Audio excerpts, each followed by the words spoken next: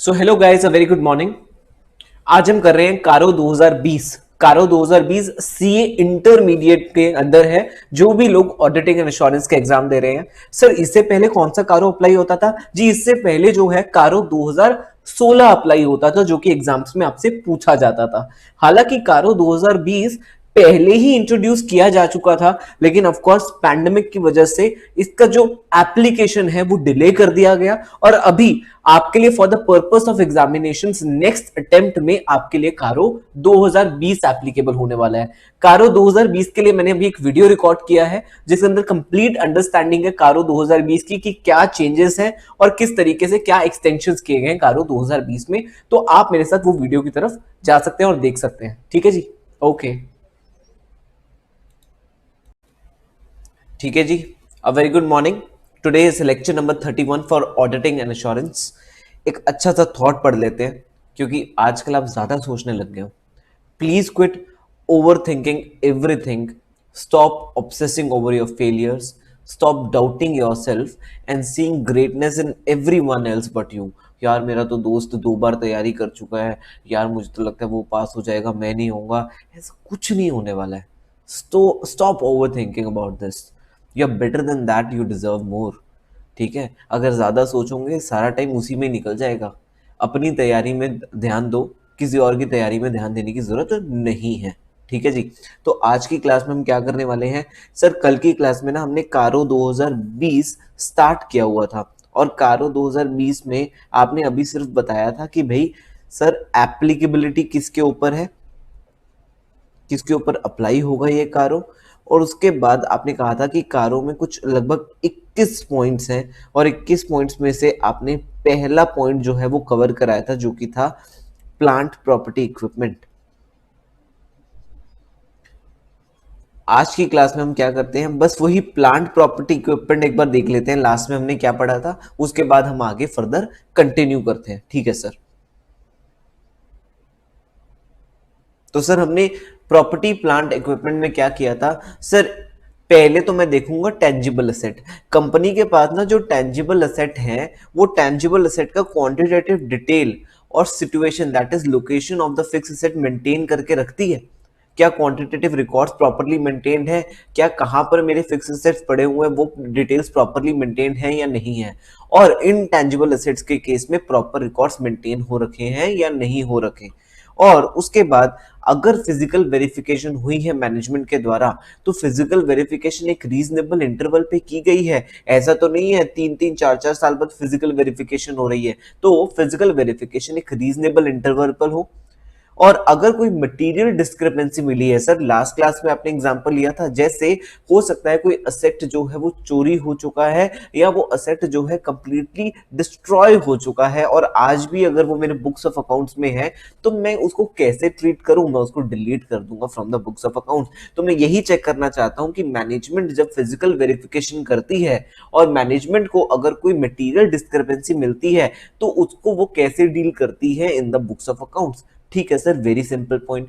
उसके बाद सर, अगर मुझे कंपनी में कोई लैंड दिख रहा है, बिल्डिंग दिख रहा है, तो ऑफ कोर्स मैं उनके टाइटल डीड जरूर चेक करना चाहूंगा, to check whether they have the right over the property or not. तो टाइटल डीड चेक करना चाहता हूं मैं, वो in the name of the company है या नहीं। ठीक है सर। और अगर सर किसी भी एसेट को रीवैल्यू किया गया है, तो मुझे देखना है रजिस्टर्ड वैल्यूअर का सर्टिफिकेट, रजिस्टर्ड वैल्यूअर के द्वारा ही वो रीवैल्यू किया गया है या नहीं। और उसके बाद मुझे रिपोर्ट करना है अगर कोई भी वेरिएंस है मोर देन 10% इन रीवैल्यूएशन, 10% से ज्यादा अगर रीवैल्यूएशन के अंदर कुछ अंतर है, तो मुझे उसे रिपोर्ट करना है। और अगर कोई कंपनी बेनामी प्रॉपर्टी होल्ड कर रही है, दैट इज वो ओनर कंपनी जो है ओन कर रही है उस प्रॉपर्टी को, लेकिन बेनिफिशियरी कोई और है उस प्रॉपर्टी का, और उस वजह से कोई भी पेंडिंग केस या प्रोसीडिंग चल रहा है कंपनी के ऊपर उस बेनामी प्रॉपर्टी को लेके, तो उसकी भी मुझे डिटेल यहां पर देनी है एज एन ऑडिटर। तो यहां पर आपने 4-5 चीजें पढ़ी: टेंजिबल इंटेंजिबल एसेट्स के प्रॉपर रिकॉर्ड मेंटेन करना, टाइटल डीड करना, रिवैल्यूएशन करना, बेनामी प्रॉपर्टी, और physical verification eight reasonable interval. ठीक है सर। अब आज की क्लास में हम स्टार्ट करने वाले हैं सेकेंड पॉइंट।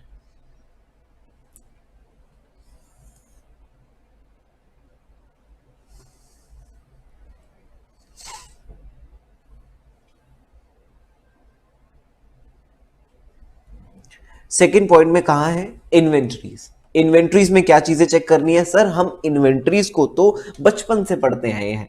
इन्वेंट्रीज को आपने बार बार जब हमें स्टैंडर्ड 500 कराया था ऑडिट एविडेंस, वहां पर भी आप यही चीजों के पीछे पड़े थे कि जब इन्वेंट्री चेक करना तो ऑडिट एविडेंस ऑब्टेन करने के लिए ऑब्जर्वेशन लगा लेना, इंस्पेक्शन प्रोसीजर लगा लेना। उसके बाद फिर सर आपने बाद में स्टैंडर्ड 501 कराया था, स्टैंडर्ड 501 स्पेशल कंसिडरेशन कराया था, उसके अंदर भी आपने इन्वेंट्री का पॉइंट गिनाया था, और यहां पर भी आप कारों में भी इन्वेंट्री का ही पॉइंट गिना रहे हो। तो देखते हैं इसके अंदर क्या चीज है। Whether physical verification of the inventory has been conducted at reasonable interval by the management। Physical verification क्या की जाती है at reasonable interval, and whether in the opinion of the auditor the coverage and procedure of such verification is appropriate, whether any discrepancy of 10% or more in aggregate for each class of inventory were noticed, and if so whether they have been properly dealt with the books of accounts। तो यहां पर मतलब क्या हुआ sir, सबसे पहले तो हम चेक करना चाह रहे हैं इन्वेंट्रीज के अंदर, सबसे पहले तो हम चाहते हैं फिजिकल वेरिफिकेशन हुई या नहीं।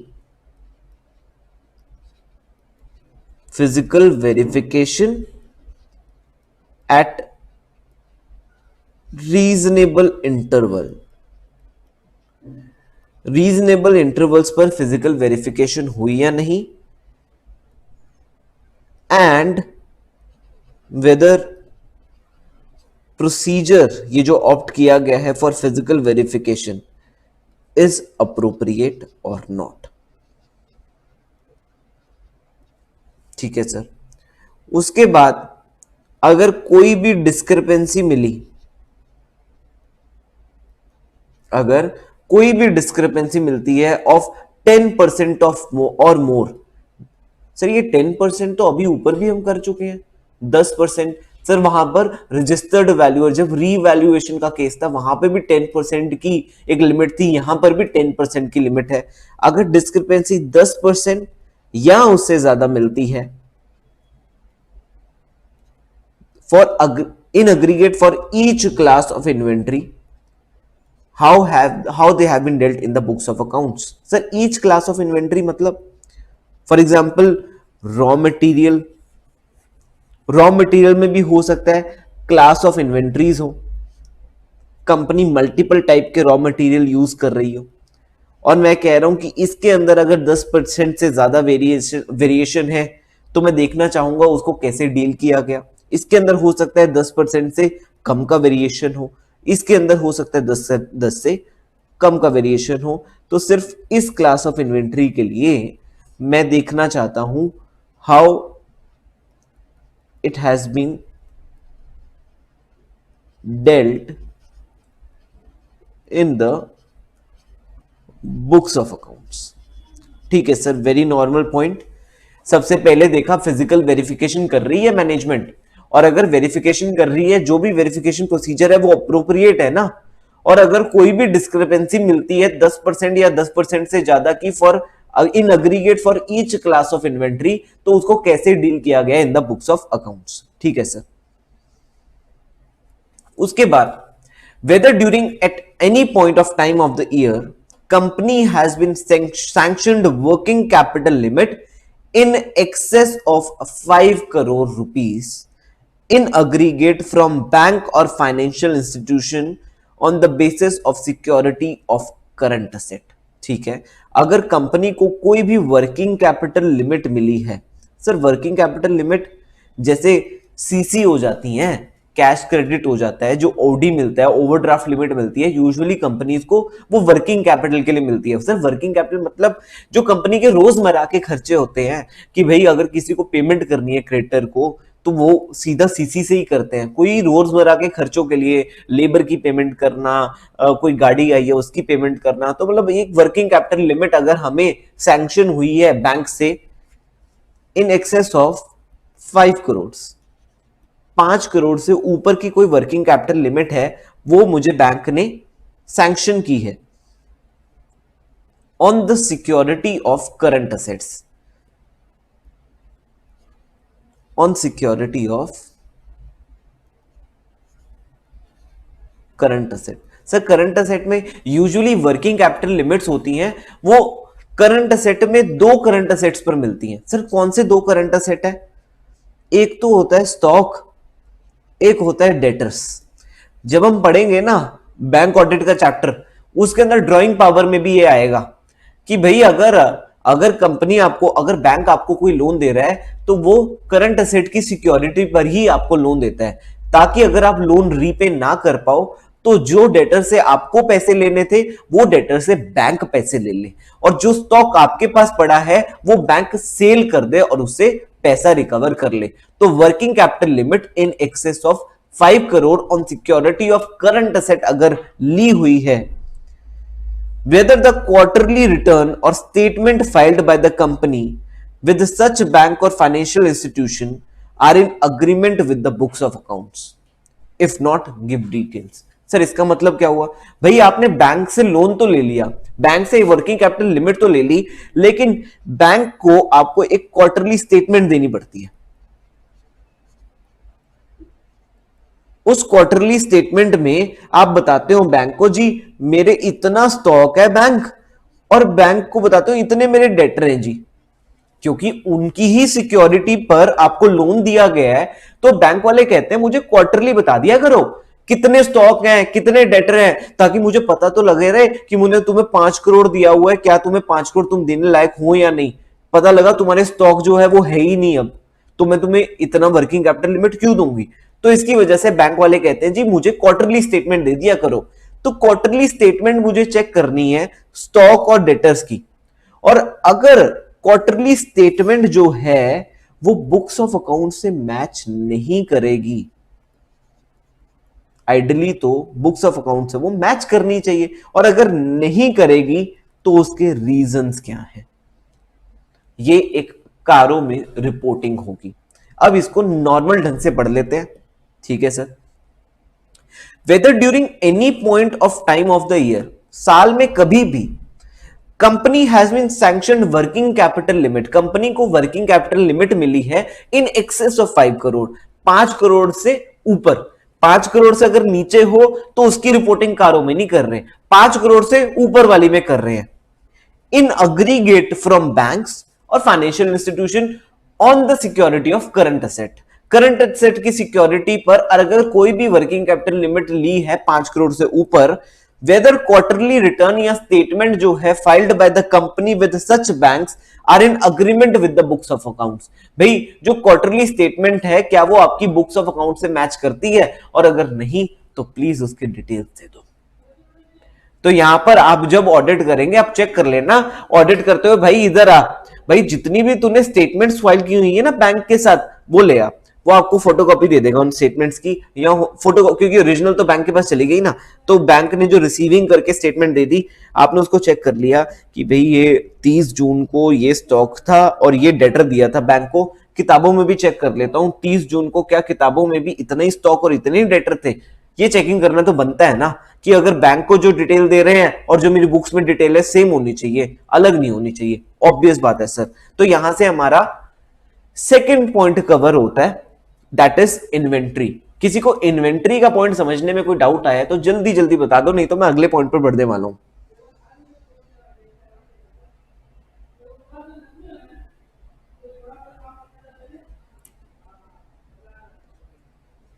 ठीक है जी। नेक्स्ट पॉइंट है loans and advances. Loans and advances थोड़ा सा बड़ा हो गया पॉइंट पहले से।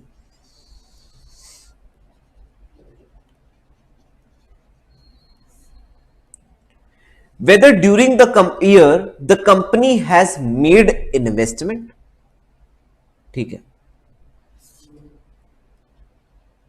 कंपनी ने has made investment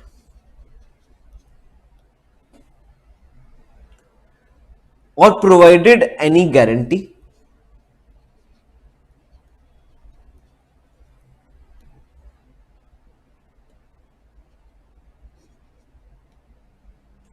और security or granted any loans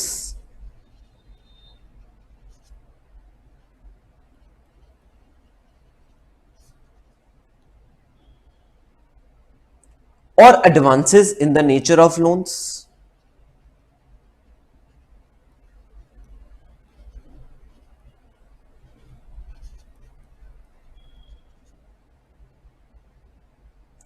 चाहे सिक्योर्ड हो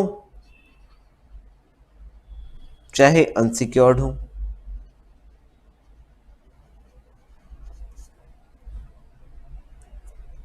to companies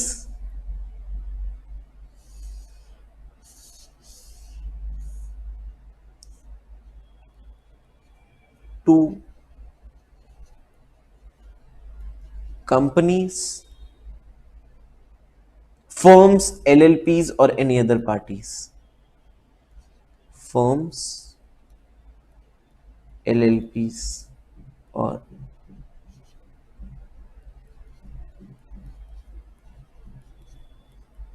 any other parties.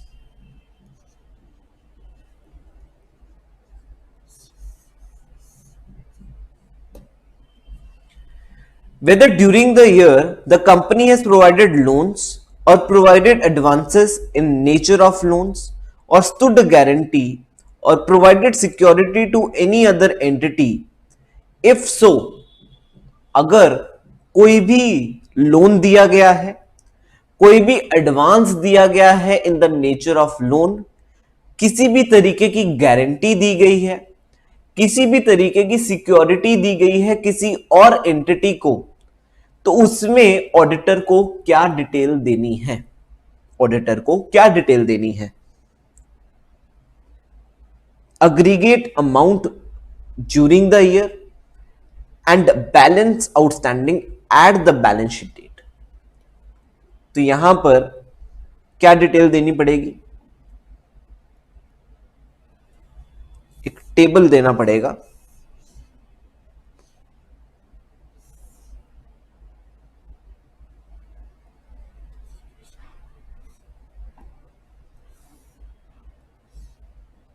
Table में क्या देना पड़ेगा? Aggregate amount during the year,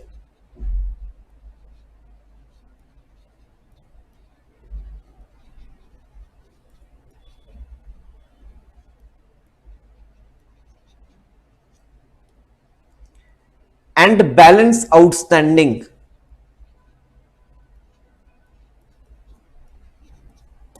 at balance sheet date with respect to such loan or advances and guarantees or security to subsidiary, joint venture and associate.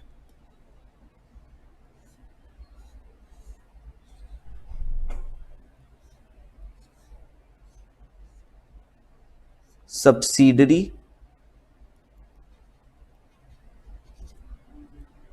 Joint venture, थोड़ा सा बड़ा कर देते हैं, सब्सिडरी, जॉइंट वेंचर और associate. Sir एक बार पढ़ के देख लेते हैं फिर से।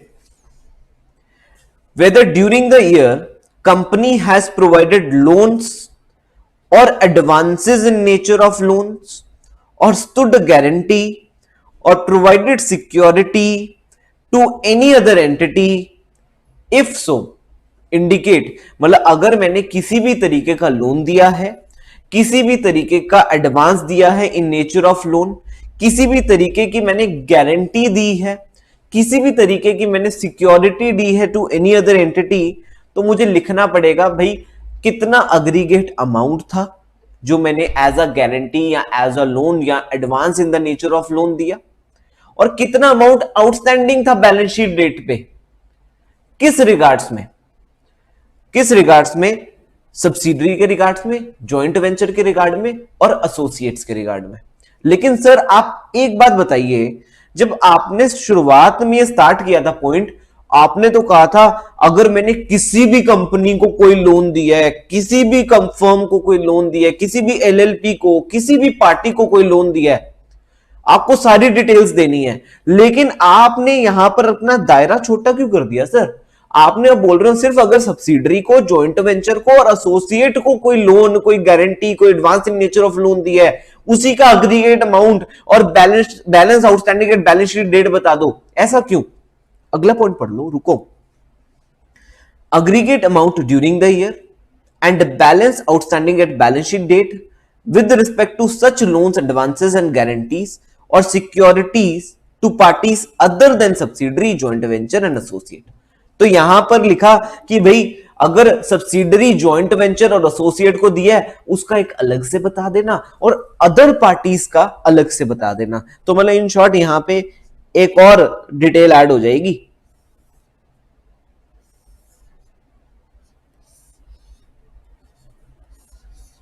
माशाअल्लाह।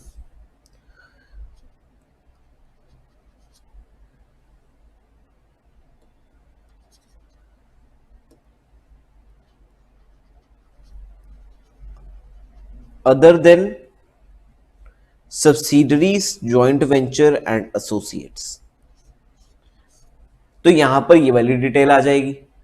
तो भाई चाहिए तो सारी डिटेल्स ही, लेकिन जो कि हमारे आसपास के लोग हैं, जैसे मेरी सब्सिडरी है, मेरी जॉइंट वेंचर्स है, मेरे एसोसिएट्स हैं, उनको अलग से बता दो, बाकी पार्टीज को आप अलग से बता देना अग्रीगेट में। ठीक है जी। तो हमने क्या डिटेल देनी है? अगर कंपनी ने कोई भी लोन दिया है, कोई भी गारंटी दी है, कोई भी advance in nature of loan दिया है, कोई भी सिक्योरिटी दी है सब्सिडरी को, जॉइंट वेंचर को, एसोसिएट को और किसी और को, तो उसमें अग्रीगेट अमाउंट कितना दिया ड्यूरिंग द ईयर और आउटस्टैंडिंग अमाउंट क्या था at the end of the balance sheet date, वो मुझे देना है। उसके बाद whether investment made, guarantee provided, security given and terms and condition of grant of all loans and advances in the nature of loans and advances in nature of loans and guarantees provided are not prejudicial to company's interest। Sir ये ना ऊपर ऊपर वाले common point हैं, guarantee देना, security देना, ये loans देना, advances in nature of loan देना। अलग पॉइंट क्या है? बस अलग पॉइंट ये है कि जिस टर्म्स पे आप लोन दे रहे हैं, terms of loan are not prejudicial to company's interest। Terms of loan जो है वो अगेंस्ट नहीं होने चाहिए जी कंपनी के। सर अगेंस्ट कैसे हो सकते हैं भाई? बनता था लोन देना, कम से कम मार्केट रेट पे तो बनता ही है लोन देना, लेकिन आपने लोन दिया हुआ है फ्री में, इंटरेस्ट फ्री लोन दिया हुआ, तो टर्म्स ऑफ लोन जो है हो सकता है ये गलत है भाई। या आपने बोला हुआ है कि कभी भी लोन वापस कर देना, ये भी टर्म्स ऑफ लोन प्रीजुडिशियल है टू कंपनीज इंटरेस्ट। ऐसे ही कंपनी का पैसा किसी को थोड़ा ना दे देंगे। ठीक है जी।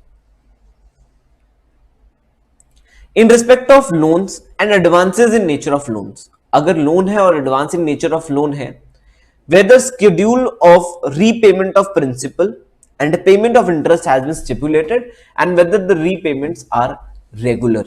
मतलब हमने अगर किसी को लोन दिया है तो अगर उस लोन के शेड्यूल के हिसाब से, जैसे ही हम किसी को लोन देते हैं ना, हम उसको साथ में एक लोन का शेड्यूल दे देते हैं। लोन का शेड्यूल, भाई तूने मुझसे 5 साल के लिए लोन दिया ना, तो 5 साल में तुझे हर महीने इतना इंटरेस्ट देना है, इतना प्रिंसिपल देना है, दोनों को मिला के मतलब तुझे इतनी किस्त चुकानी है लोन की।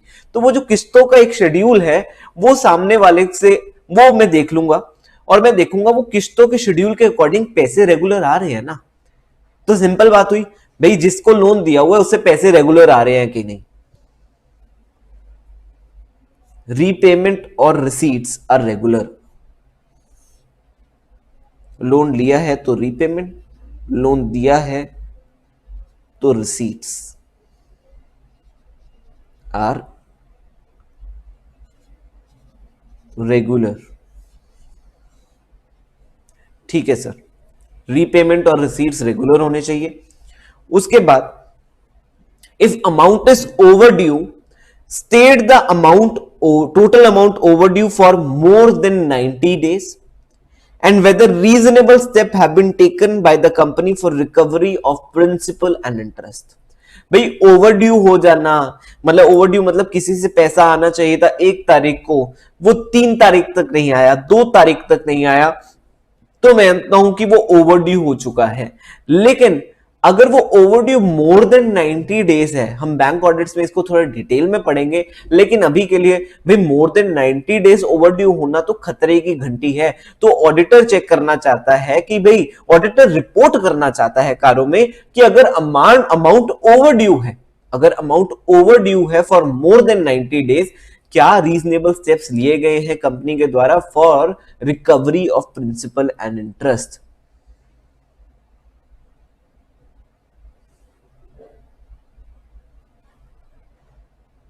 थोड़ा सा मैं चार्ट को नीचे लेके जा रहा हूं फर्दर पॉइंट्स के लिए।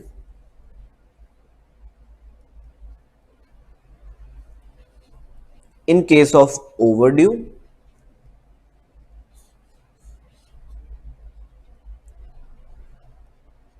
whether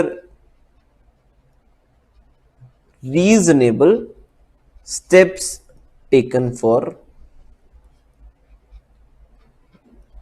recovery, शॉर्ट में लिख रहा हूं, और ओवरड्यू मोर देन 90 डेज।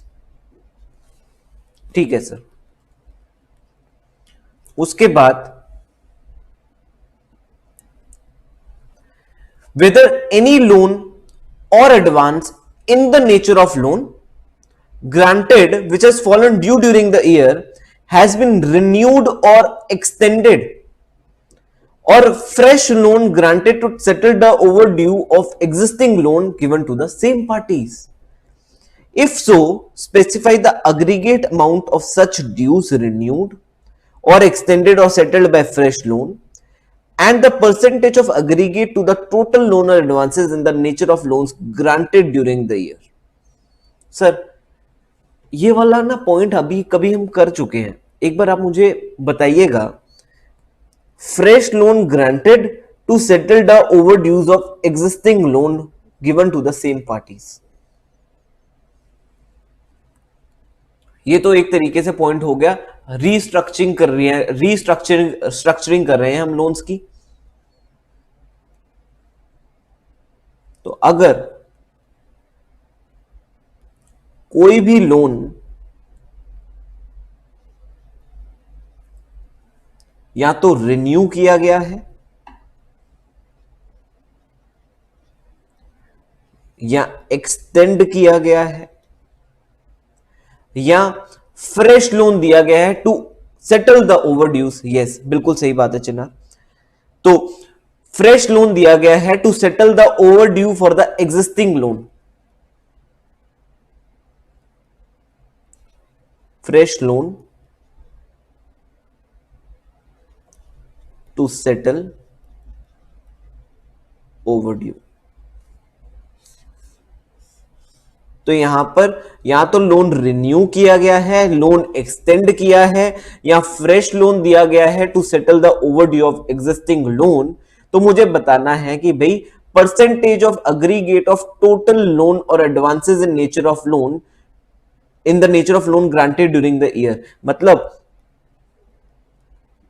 ये टोटल लोन्स की परसेंटेज, मतलब ये समझ लीजिए ए है और डिवाइड बाय बी है टोटल लोन्स। तो मुझे यहां पर बताना है कितना परसेंटेज बनता है ऐसे लोन्स का जो कि या तो रिन्यू किए गए हैं या एक्सटेंड किए गए हैं या फ्रेश लोन दिया गया है to settle the overdue of existing loan. उन लोन्स की क्या परसेंटेज है टू द टोटल लोन्स, वो मुझे बतानी है। सर एक बार फिर से पढ़ के बता दो।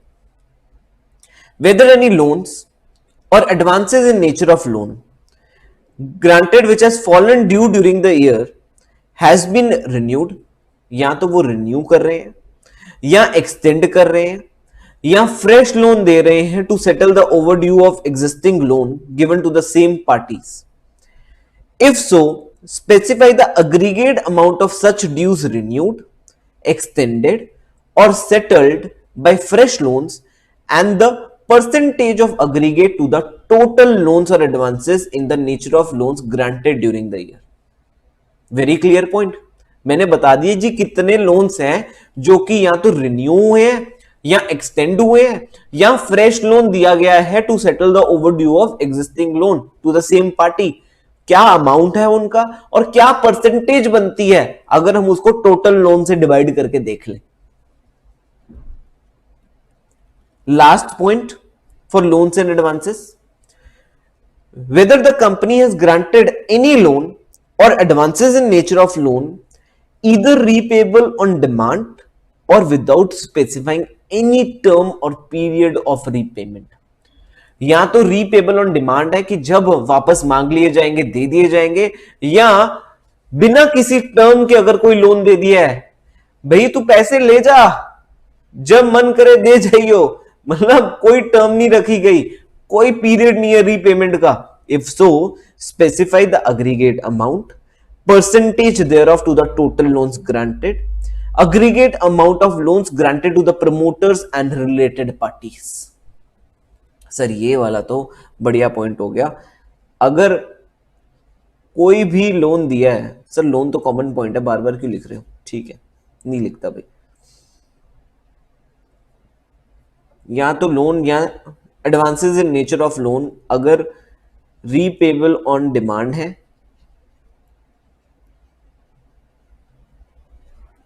और उसके अंदर कोई टर्म्स विदाउट टर्म्स और पीरियड ऑफ रीपेमेंट है,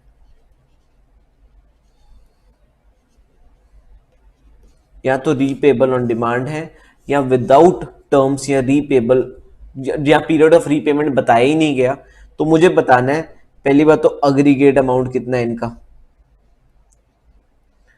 उसके बाद परसेंटेज टू टोटल लोन्स बतानी है। टोटल की स्पेलिंग तो सही लिख लो, ठीक है लिख लेता हूं, गुस्सा क्यों हो रहे हो।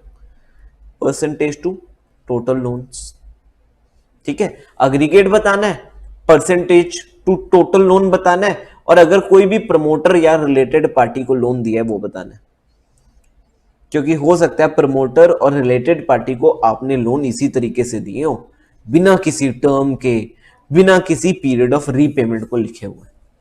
तो एक बार यहां से हमारा लोन्स एंड एडवांसेस का पॉइंट कवर होता है, बड़ा सा पॉइंट था इसीलिए एक बार ऊपर जाके फिर से इसे रिवाइज कर लेते हैं, चाहे बड़ा था लेकिन सिंपल था, कोई दिक्कत नहीं आई समझने में। सर आपको ही नहीं आई, ठीक है। कंपनी ने अगर कोई भी इन्वेस्टमेंट की, गारंटी दी, सिक्योरिटी दी, कोई भी लोन्स ग्रांट किए, कोई भी advances in the nature of loan दिए, चाहे सिक्योर्ड हो चाहे अनसिक्योर्ड हो, चाहे कंपनीज को दिए हो चाहे फर्म्स को दिए हो, चाहे एलएलपीज को दिए हो, चाहे किसी और पार्टीज को दिए हो, इस केसेस में अगर सब्सिडरी को, जेवी को, एसोसिएट को कोई भी लोन या कोई भी गारंटी, कोई भी advance in nature of loan दिया जाता है, उसमें हमें बताना है कितना अमाउंट दिया गया साल के दौरान और साल के अंत में कितना बैलेंस उनका खड़ा था, और इसके अलावा बाकी पार्टीज का भी अलग से रिपोर्टिंग करनी है, स्पेसिफिकली सब्सिडरी, जेवी और एसोसिएट की रिपोर्टिंग करनी है। अब लोन तो दे दिया सर, अब लोन के टर्म्स को भी देख लें। टर्म्स जो है वो प्री जुडिशियल तो नहीं है, कंपनी के इंटरेस्ट के अगेंस्ट तो नहीं है, और लोन दे दिया, क्या उसकी किस्तें टाइम पे आ रही है ना, और अगर ओवरड्यू हो गई है मोर देन 90 डेज, क्या कंपनी ने रीजनेबल स्टेप्स लिए हैं फॉर रिकवरी, और अगर कंपनी ने कोई भी लोन्स रिन्यू किए हैं, एक्सटेंड किए हैं, कोई फ्रेश लोन दे दिया to settle the overdue of existing loan to same party, तो मैं चाहता हूं कि कितना है ये अमाउंट मुझे बता दो, और मुझे ये भी बता दो ये परसेंटेज टू टोटल लोन करें तो कितना परसेंट बन जाएगा। उसके बाद अगर कोई भी लोन या advances in nature of loan repayable on demand है, या उसके अंदर कोई भी टर्म्स नहीं है, कोई भी पीरियड ऑफ रीपेमेंट नहीं है, मुझे बताना है इतने कौन से लोन्स हैं और उनकी क्या परसेंटेज बनती है टू द टोटल लोन्स, और इनमें से प्रमोटर को कितने दिए गए हैं, रिलेटेड पार्टीज को कितने दिए गए हैं। किसी को यहां तक समझने में कोई भी डाउट आया तो बताओ, नहीं तो मैं अगले पॉइंट पर जा रहा हूं।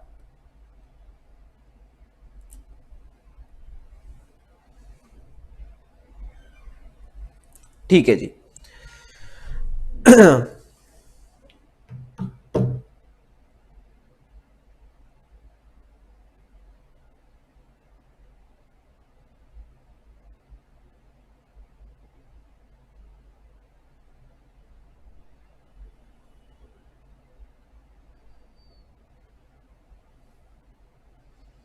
एक मिनट रुकिएगा,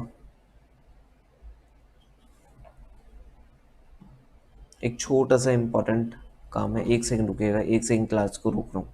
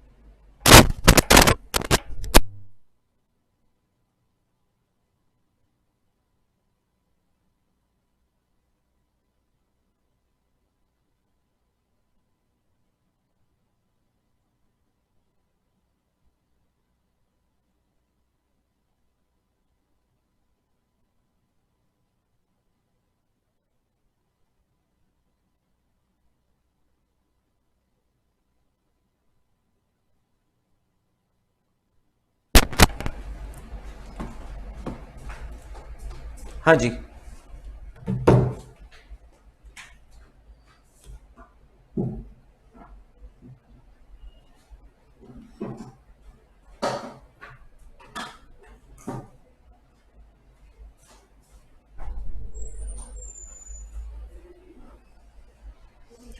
यहां से हमारे 3 पॉइंट कवर हो चुके हैं अभी तक।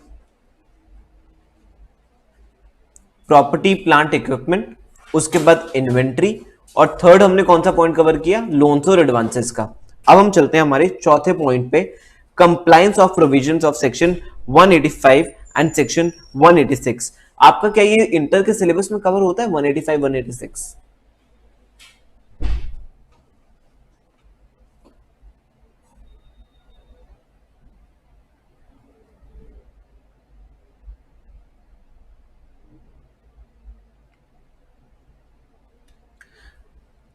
ओके, तो हम क्या करेंगे यहां पर, हम सेक्शन 185 186 जो सिलेबस में आपके नहीं है, आपसे अलग से नहीं पूछे जाएंगे यहाँ पर कारों में कि 185 और 186 को एक्सप्लेन करो। तो यहाँ पे अगर मैं आपको बहुत ज्यादा डिटेल में अंडरस्टैंडिंग दे दूंगा, बाद में कंफ्यूजन रहेगी। तो इसी की वजह से मैं आपको सिर्फ यहाँ पे एक बेसिक अंडरस्टैंडिंग दूंगा कि 185 186 होता क्या है, ताकि आपके दिमाग में कॉन्सेप्ट समझने में दिक्कत ना हो। ठीक है जी।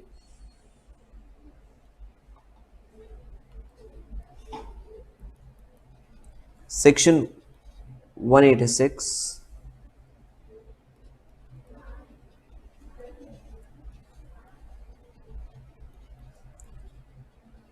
loans and investment by company।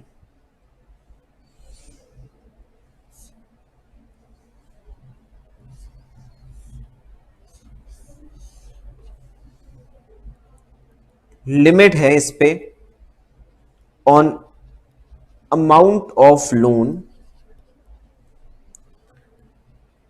that can be given to another body corporate given under 186 subsection 2। मतलब अगर आप किसी दूसरी बॉडी कॉर्पोरेट को लोन देते हैं, उसके ऊपर कुछ लिमिट्स लगाई दी है अमाउंट पे। लिमिट्स की डिस्कशन नहीं हम कर रहे, हम सिर्फ एक बेसिक अंडरस्टैंडिंग ले रहे हैं कि अगर आपने ऑडिट करते हुए देखते हैं कि किसी और बॉडी कॉर्पोरेट को कोई लोन दिया गया है, तो आपको चेक करना है कि क्या सेक्शन 186 की कंप्लायंस की है कंपनी ने या नहीं की। और if given loan exceeds the limit, अगर लिमिट से एक्सीड कर जाता है तो स्पेशल रेजोल्यूशन पास हुआ है या नहीं हुआ। आई होप यहां से बेसिक अंडरस्टैंडिंग क्लियर हो जाती है, समझ आ जाती हैं चीजें कि भाई क्या चीजें हैं, किस चीज की कंप्लाइंस मुझे चेक करनी है।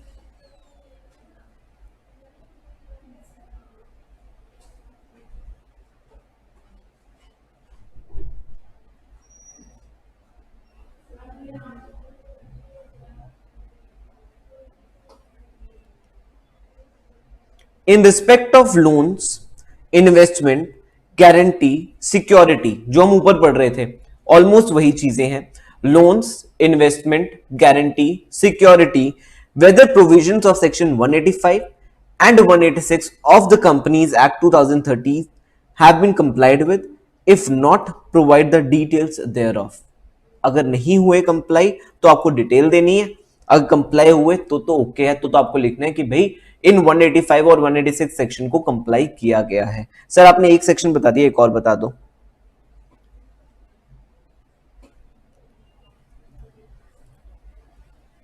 अरे क्या हो रहा है आज।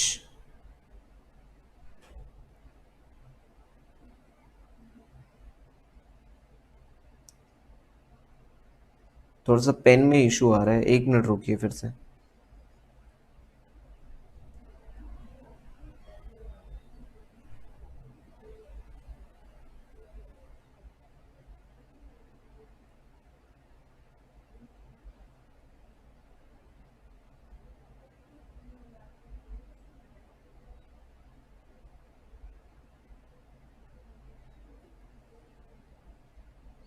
ठीक है, ठीक है, सॉरी। उसके बाद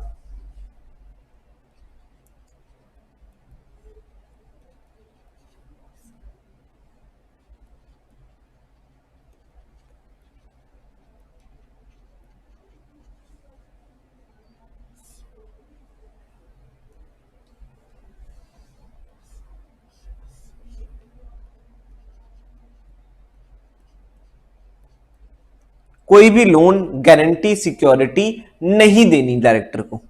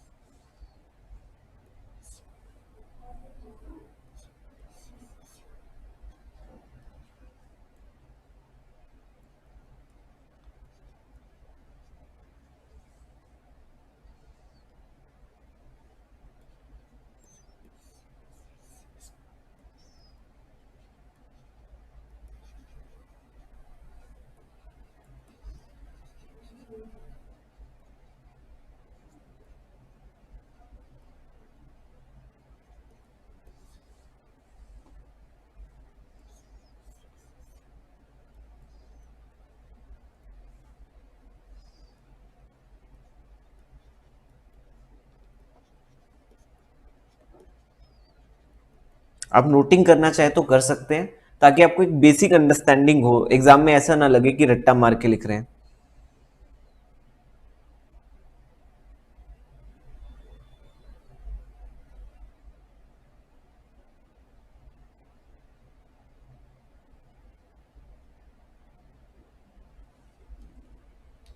ठीक है जी। तो यहां पर हमें क्या चेक करना है, अगर कंपनी के ऊपर सेक्शन 185 और 186 है तो क्या उन्हें कंप्लाई किया गया है या नहीं। तो 185 में हम क्या बात कर रहे हैं, 185 में सर अगर कोई भी लोन और इन्वेस्टमेंट कर रही है कंपनी और कोई भी लोन दे रही है किसी और बॉडी कॉर्पोरेट को, तो उसके ऊपर एक लिमिट लगाई गई है अंडर सेक्शन 186 सब सेक्शन 2, और अगर लोन एक्सीड कर जाता है उस लिमिट से तो स्पेशल रेजोल्यूशन पास किया गया है या नहीं। और अगर लोन डायरेक्टर्स को दिया जा रहा है, पहली बात तो हम डायरेक्टर्स को लोन देने ही नहीं दे रहे, ना डायरेक्टर्स के होल्डिंग के डायरेक्टर को लोन देने दे रहे, ना किसी रिलेटिव या पार्टनर ऑफ डायरेक्टर को लोन देने दे रहे, ना किसी ऐसी फर्म को लोन देने दे रहे जिसमें डायरेक्टर और रिलेटिव जो है वो पार्टनर है। लेकिन अगर अलाउ कर रहे हैं हम, तो हम देखते हैं कि स्पेशल रेजोल्यूशन पास हुआ या नहीं, एक्सप्लेनेटरी स्टेटमेंट में फुल डिस्क्लोजर दिया गया या नहीं, और लोन्स जो है वो बिजनेस के लिए यूज किए गए हैं या नहीं। हम इन्हीं कंप्लायंस को चेक कर रहे हैं, और अगर ये कंप्लायंस हो रखी है तो बढ़िया है, अगर नहीं हो रखी तो हम उसे अपनी कारों में रिपोर्ट कर रहे हैं। ठीक है, आपको ये याद नहीं करनी है सेक्शन, लेकिन एक अंडरस्टैंडिंग लेके चलना है ताकि आप एग्जाम में कॉन्फिडेंस से लिख सके। ठीक है जी। अब मैं बढ़ता हूं अपने अगले पॉइंट पे।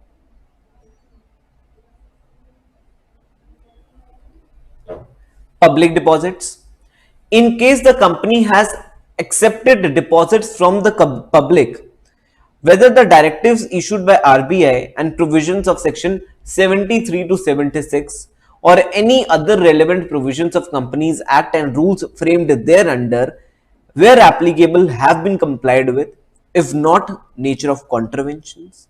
If any order has been passed by Company Law Board or NCLT or RBI or any court or any tribunal or other tribunal, whether the same has been complied with or not। भाई अगर आप public से पैसा ले रहे हैं, public deposit ले रहे हैं, तो आपको आरबीआई की डायरेक्शंस को तो फॉलो करना ही करना है। उसके अलावा कुछ कंपनीज एक्ट के सेक्शंस हैं, कुछ प्रोविजंस हैं जिनको फॉलो करना होता है, जो कि सेक्शन 73 से 76 तक है, जो कि बताते हैं कि पब्लिक डिपॉजिट जो है वो किस तरीके से एक्सेप्ट किए जाएंगे और उनके ऊपर क्या लिमिट्स हैं। तो यहां पर हमें चेक करना है उन प्रोविजंस को फॉलो किया जा रहा है या नहीं। अगर नहीं किया जा रहा तो क्या कॉन्ट्रवेंशंस है। किसी को यहां तक समझने में कोई डाउट? सिंपल पॉइंट है ये वाला।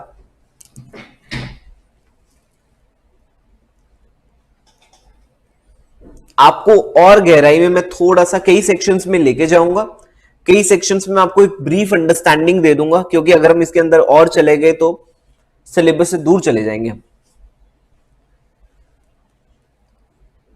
इंटर में इतना ही है। थोड़ा सा और आगे बढ़ता हूं। कॉस्ट रिकॉर्ड्स, ये तो अभी हम ब्रेक के बाद करने ही वाले हैं, ब्रेक के बाद करने ही वाले हैं सेक्शन 148 ऑफ कंपनीज एक्ट, जो कि आप कह रहे हैं कि आप पढ़ भी चुके हैं। तो whether the maintenance of cost record has been specified by central government under section 148 subsection 1 of companies act and whether accounts and records have been maintained and made. तो यहां पर सिंपल पॉइंट चेक कर रहे हैं कि companies act के अंदर आप अगर कॉस्ट रिकॉर्ड्स मेंटेन करने की आपकी जिम्मेवारी बनती है तो आपने मेंटेन किए हैं या नहीं, ये मुझे अपनी कारों की रिपोर्टिंग में लिखना है। नेक्स्ट पॉइंट में चलते हैं। इसमें ये ऐड कर लीजिएगा, मिस हो गया है बुक्स में, जीएसटी।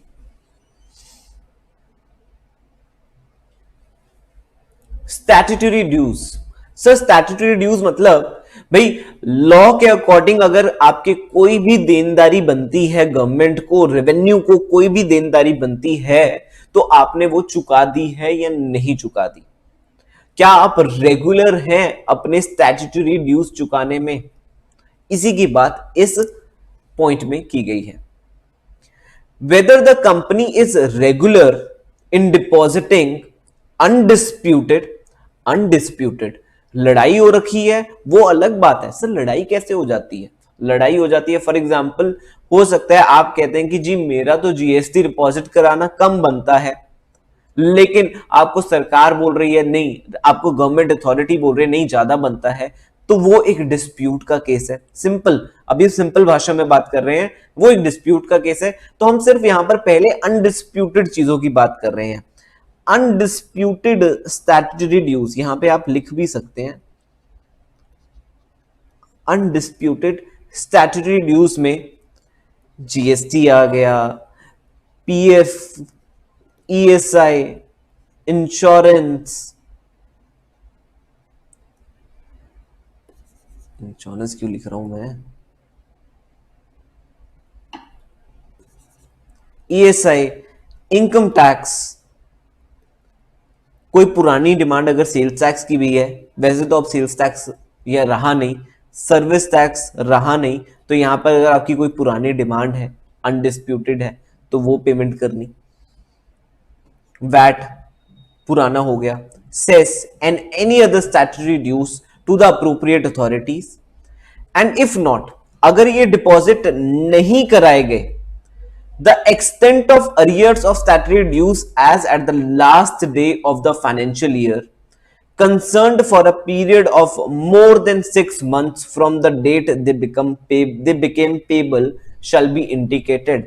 मतलब सर सबसे पहले तो मुझे चेक करना है क्या कंपनी ने रेगुलर बेसिस पे टाइमली इन स्टैट्यूटरी ड्यूज को डिपॉजिट करा दिया या नहीं करा दिया, और अगर नहीं कराया तो कितना नहीं कराया और कितने टाइम तक नहीं कराया। For a period of more than 6 months, अगर 6 महीने से ऊपर तक कोई स्टैट्यूटरी ड्यू जो है वो डिपॉजिट नहीं कराया गया, मुझे यहां पर उसकी रिपोर्टिंग देनी है। तो यहां पर statutory dues due more than 6 months,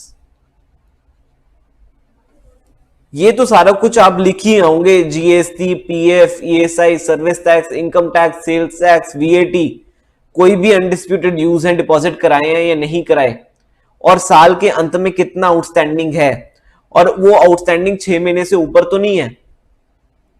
Whether statutory dues referred to in subclause A have not been deposited on account of any dispute, then the amount involved and the forum where the dispute is pending। Sir इसमें क्या होगा, इसमें एक छोटा सा ना table बन जाएगा, जब आप कारों की रिपोर्टिंग करेंगे ना उसमें आप लिखेंगे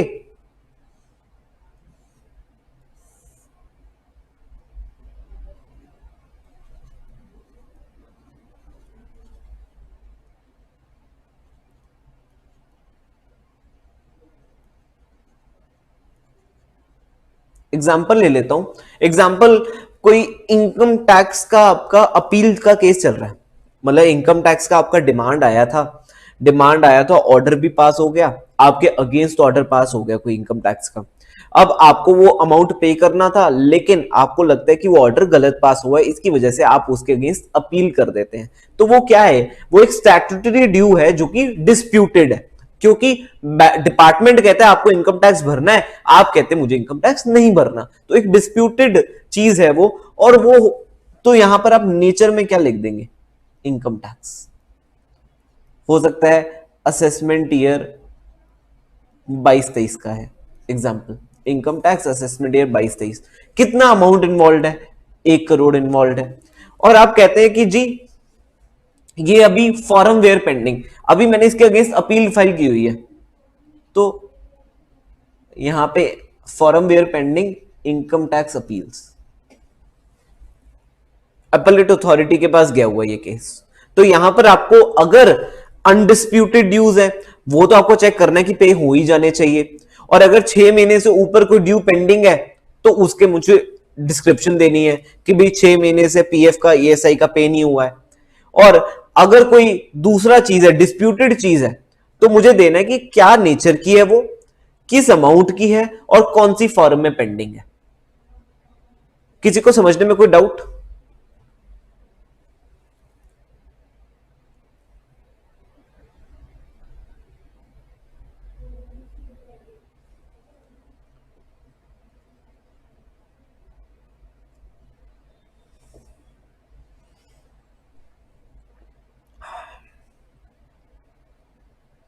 चलूं आगे थोड़ा सा और।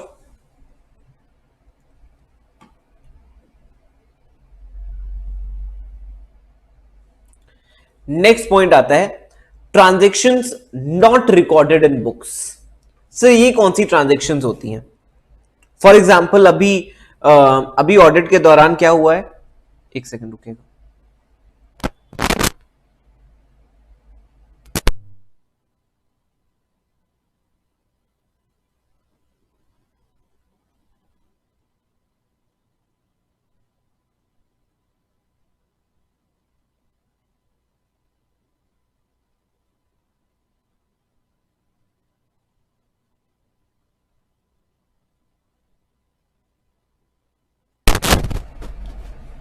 हाँ जी, transactions not recorded in books.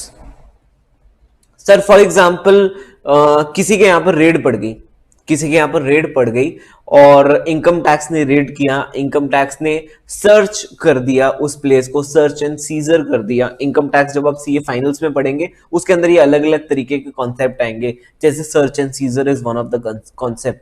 तो हो सकता है वहां पर सर्च हो गई और वहां पर पता लगता है कि जो बैलेंस शीट में स्टॉक है या जो बुक्स ऑफ अकाउंट्स में स्टॉक है वो मैच नहीं करता, वो मैच नहीं करता। यहां पर स्टॉक जो है अगर वेयर हाउस में देखते हैं तो 5 करोड़ का पड़ा है, लेकिन बुक्स ऑफ अकाउंट्स में सिर्फ 2 करोड़ का है।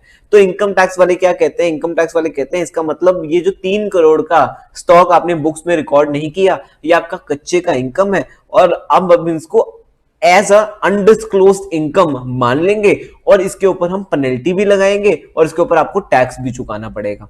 ठीक है जी। तो यहां पर उन्हीं ट्रांजैक्शंस की बात हो रही है जो कि बुक्स में नहीं रिकॉर्ड हुई, वही वाली ट्रांजैक्शन, जैसे स्टॉक का अमाउंट मैंने बताया आपको।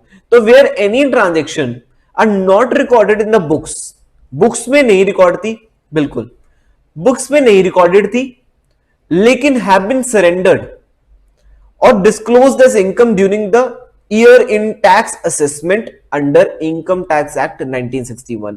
कोई टैक्स असेसमेंट हुई, या हो सकता है कई बार सरकार आपको मौका भी देती है, कई बार सरकार की स्कीम्स आती हैं जो एमनेस्टी स्कीम्स बोल देते हैं उन्हें। एमनेस्टी स्कीम्स में क्या होता है, सरकार कहती है जी अगर आपका कोई भी काला धन है आप हमें बता दीजिए, डिस्क्लोज कर दीजिए, आप उसके ऊपर टैक्स, और हम क्या करेंगे क्योंकि आप खुद रिकॉर्ड कर रहे हैं ऐसी इनकम को, तो हम चाहेंगे कि आपके ऊपर पेनल्टी जो है उसकी पेनल्टी की जो लिमिट्स हैं उसको हम कम कर देंगे, थोड़ी सी पेनल्टी आपको कम भरनी पड़ेगी अगर आप खुद डिस्क्लोज कर देते हैं। तो अगर कोई भी ऐसी चीज है जो खुद डिस्क्लोज की गई है या डिपार्टमेंट ने हमारे यहां पर search and seizure operation conduct किए तब वो इनकम डिस्क्लोज हुई जाके, तो यहां पर अगर कोई भी ऐसी इनकम सरेंडर हुई है, कोई भी ऐसी इनकम सरेंडर हुई है, डिस्क्लोज हुई है, तो मुझे देखना है कि उसे प्रॉपरली रिकॉर्ड कर लिया बुक्स ऑफ अकाउंट्स में या नहीं। तो उसे प्रॉपरली रिकॉर्ड कर लिया बुक्स ऑफ अकाउंट्स में या नहीं। अब तो अनडिस्क्लोज इनकम पकड़ी गई, तो उसे पकड़े जाने के बाद बुक्स ऑफ अकाउंट्स में रिकॉर्ड कर लिया या नहीं कर लिया। तो एक बार फिर से पढ़ लेता हूं। whether any transaction not recorded in the books of accounts have been surrendered or disclosed as income, या तो सरेंडर कर दी गई है या इनकम की तरह डिस्क्लोज कर दी गई है during the year in the assessments. If so whether the previous unrecorded income has been properly recorded. अगर रिकॉर्ड पहले नहीं की थी अब रिकॉर्ड कर ली है. सिंपल पॉइंट है.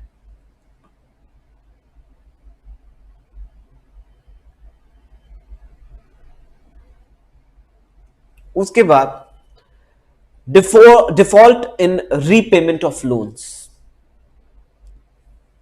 पहले तो लोन्स और एडवांसेस की बात कर रहे थे, यहां पे रीपेमेंट की बात कर रहे हैं. Whether the company has defaulted in the repayment of loans और अदर बोरोइंग्स और payment of interest thereon to any lender. If yes, the period and the amount of default to be reported as per the format stating. यहां पे name नहीं है, यहां पे nature of borrowing है, name गलती से टाइप हो गया.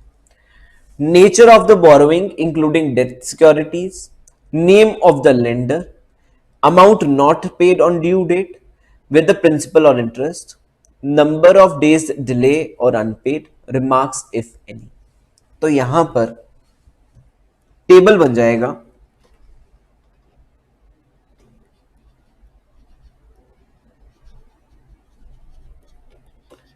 रीपेमेंट ऑफ लोन्स में एक टेबल बन जाएगा जिसमें दिया जाएगा कि भाई नेचर क्या है बोरोइंग की, इंक्लूडिंग कोई डेट सिक्योरिटी है अगर. उसके बाद नेम ऑफ द लेंडर,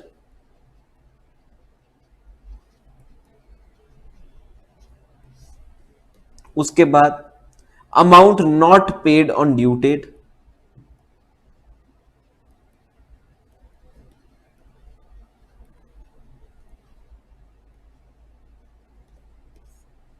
उसके बाद नंबर ऑफ डेज डिले और अनपेड.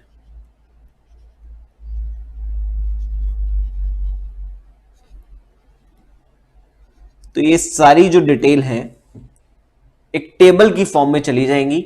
अगर आपने कोई भी लोन रीपे करने में गड़बड़ की है, अगर उसे टाइम से रीपे नहीं किया है प्रिंसिपल अमाउंट या कोई इंटरेस्ट अमाउंट, तो उसके अंदर मुझे देना पड़ेगा क्या नेचर थी बोरोइंग की, क्या नाम है लेंडर का जिसको नहीं पे किया गया, क्या अमाउंट जो है वो नहीं पे किया गया, कितने दिन का डिले है.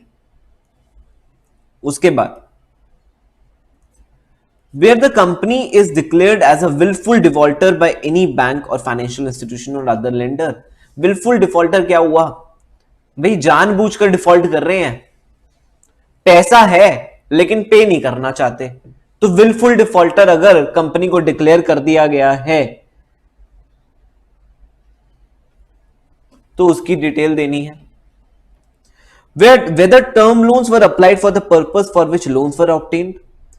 If not, the amount of loans so diverted and purpose for which it is used may be reported. Sir इसका मतलब क्या हुआ, मैंने लोन लिया था वर्किंग कैपिटल के लिए, वर्किंग कैपिटल के लिए लोन लिया था, लेकिन मैंने उसे क्या किया, मैंने उसे एक मर्सिडीज खरीद ली. मतलब लोन जिस पर्पस के लिए लिया उस पर्पस की तरफ अप्लाई नहीं किया गया. तो मुझे बताना है कितना अमाउंट है लोन का जो कि डाइवर्ट कर दिया गया किसी और एक्सपेंस की तरफ. तो term loan applied for the purpose loan were obtained.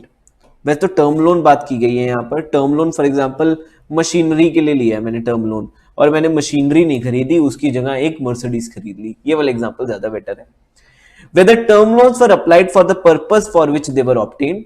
If not, amount of loans diverted and the purpose for which they were used. Next point. Whether fund raised on short-term basis have been utilized for long-term purposes. Sir, short-term basis का मतलब हो सकता है कोई loan लिया हो, कोई fund लिया हो वर्किंग कैपिटल के लिए, रोजमर्रा के खर्चों के लिए, लेकिन उसे यूटिलाइज कर लिया लॉन्ग टर्म पर्पस के लिए। सर लॉन्ग टर्म पर्पस हो सकता है उसे इन्वेस्ट कर दिया किसी ऐसी सिक्योरिटी में जो कि जिसका लॉक इन पीरियड जो है फॉर एग्जांपल 10 साल का है, तो वो लॉन्ग टर्म के लिए मैंने इन्वेस्ट कर दिया उस पैसे को। या हो सकता है मैंने उसको किसी फिक्स असेट में डाल दिया। तो यही बात हुई ना, शॉर्ट टर्म के लिए लोन लिया था रोजमर्रा के खर्चों के लिए, कोई ऐसी सिक्योरिटी में इन्वेस्ट कर दिया जिसका लॉक इन पीरियड ही 10 साल है, कोई फिक्स असेट में इन्वेस्ट कर दिया, कोई लैंड खरीद लिया, कोई बिल्डिंग खरीद ली, तो ये भी गलत है ना। तो मुझे दिखना बताना पड़ेगा कि क्या नेचर था क्या और क्या अमाउंट था, वो मुझे अपनी कारों की रिपोर्टिंग में बताना पड़ेगा। Whether the company has taken funds from any entity or person on account of or to meet obligation of subsidiaries, associates, joint venture। भाई भाईजन की भाईजनों ने उधार लिया है, भाईजनों ने उधार लिया है और उनका उधार चुकाने के लिए मैं उधार ले रहा हूं। मतलब क्या हुआ sir, company has taken any funds from any entity or person on account of or to meet obligations of subsidiary joint venture and associates। भाई सब्सिडरीज ज्वाइंट वेंचर और एसोसिएट्स के पैसे चुकाने के लिए, मतलब जो वो पैसे जो ऑब्लिगेशंस है उनकी ऑब्लिगेशंस को चुकाने के लिए मैंने कोई लोन ले लिया, तो वो मुझे डिटेल देनी है, nature of such transactions and amount in each case. Whether the company has raised loan during the year on the pledge of securities held in subsidiaries, joint venture and associates। अगर for example मैं कोई भी share hold करता हूं, कोई भी security hold करता हूं अपनी सब्सिडरीज में, अपने ज्वाइंट वेंचर्स में और अपने एसोसिएट्स में, और उन सिक्योरिटीज को गिरवी रखकर मैं कोई भी लोन लेता हूं, तो मुझे दिखाना है कि भाई कितना लोन लिया है, और अगर मैंने कोई भी डिफॉल्ट कर दिया है तो कितना अमाउंट का डिफॉल्ट किया है उन लोन्स में। एक बार सर इसको हम चाहेंगे आप शॉर्ट में लिख लें एक जगह। बिल्कुल जी, मैं भी ऐसे ही करना चाहता हूं। तो यहां पर आपने रीपेमेंट का पॉइंट तो लिख लिया था एक बार, उसके बाद ये तो पॉइंट नंबर 1 हुआ, उसके बाद हम रीपेमेंट में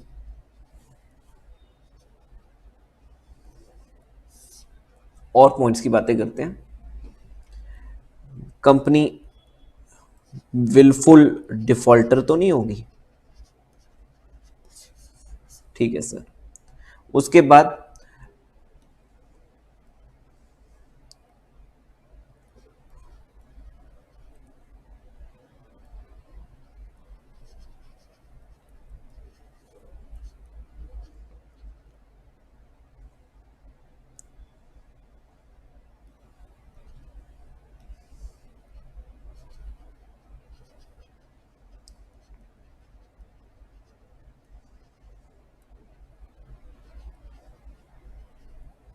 ये वर्ग लिखा हुआ है, वो थोड़ा सा पेन जो है हलचल कर रहा है। तो loans were applied for the purpose for which they were obtain. उसके बाद short term funds for long term use, लिए थे शॉर्ट टर्म के लिए लेकिन लॉन्ग टर्म यूज में लगा दिए। उसके बाद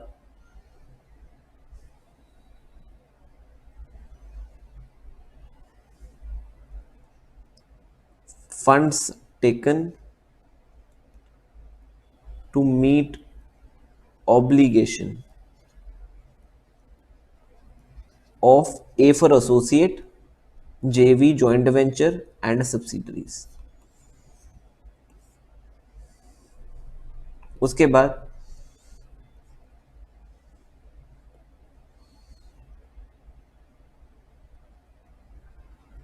loan taken on pledge of securities, pledge कर दी हैं कोई securities in associate, joint venture and subsidiaries,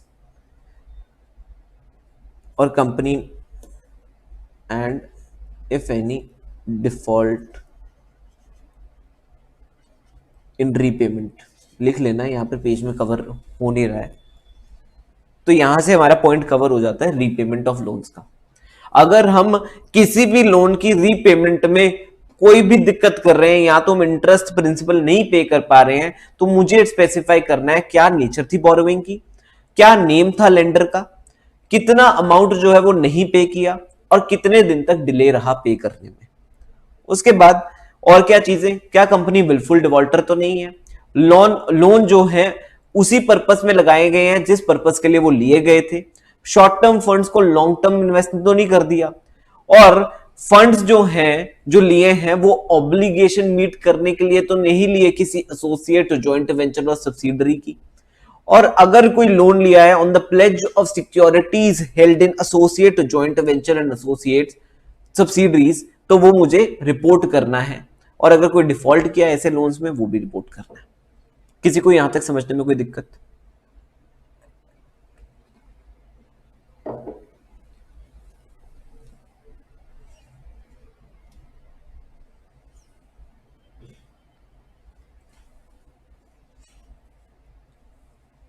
ठीक है जी, बहुत बढ़िया।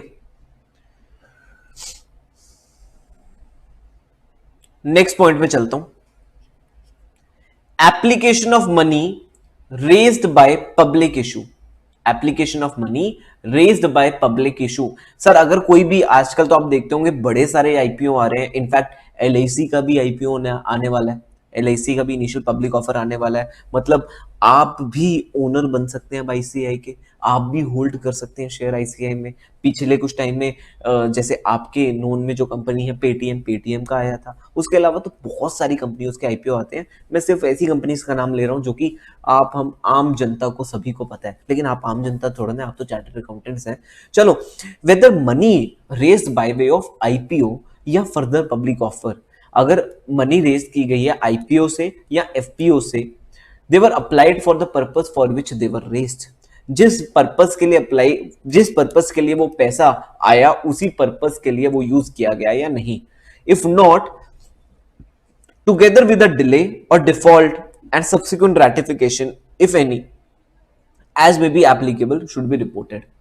अगर वो पैसा, अगर वो पैसा उस पर्पस के लिए नहीं लगाया गया जिस पर्पस के लिए रेज किया गया था, तो मुझे रिपोर्ट करना है उस डिफॉल्ट को। और हो सकता है सब्सिक्वेंटली कंपनी ने वो डिफॉल्ट को ओके कर दिया, तो सब्सिक्वेंट रैटिफिकेशन,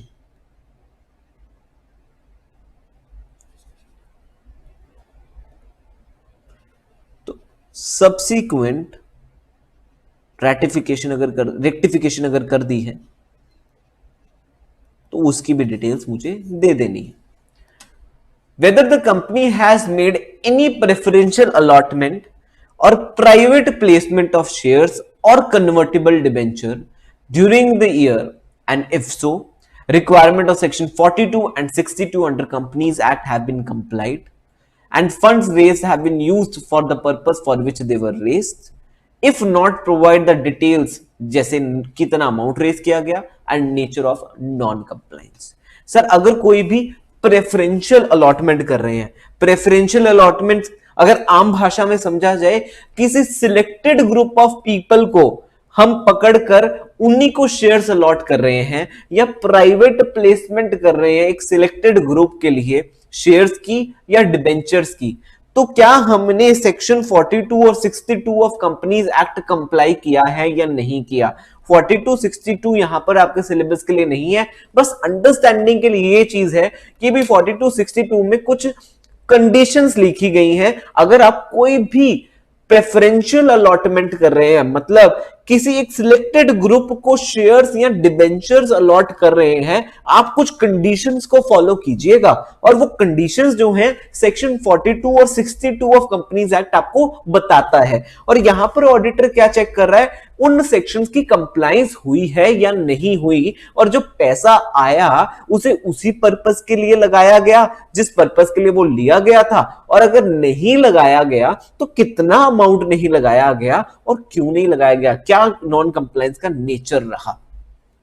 तो यहां पर हमने 3-4 बातें की। सर हमने एक तो आईपीओ की बात की, इनिशियल पब्लिक ऑफर, कई बार फर्दर पब्लिक ऑफर भी आ जाते हैं और शेयर्स के लिए। उसके बाद कई बार प्रेफरेंशियल अलॉटमेंट होती है, प्रेफरेंशियल अलॉटमेंट होती है या प्राइवेट प्लेसमेंट होती है शेयर्स की और डिबेंचर्स की। सर इस केसेस में मैं क्या चेक करता हूं, इस केसेस में funds were used for the purpose they were raised.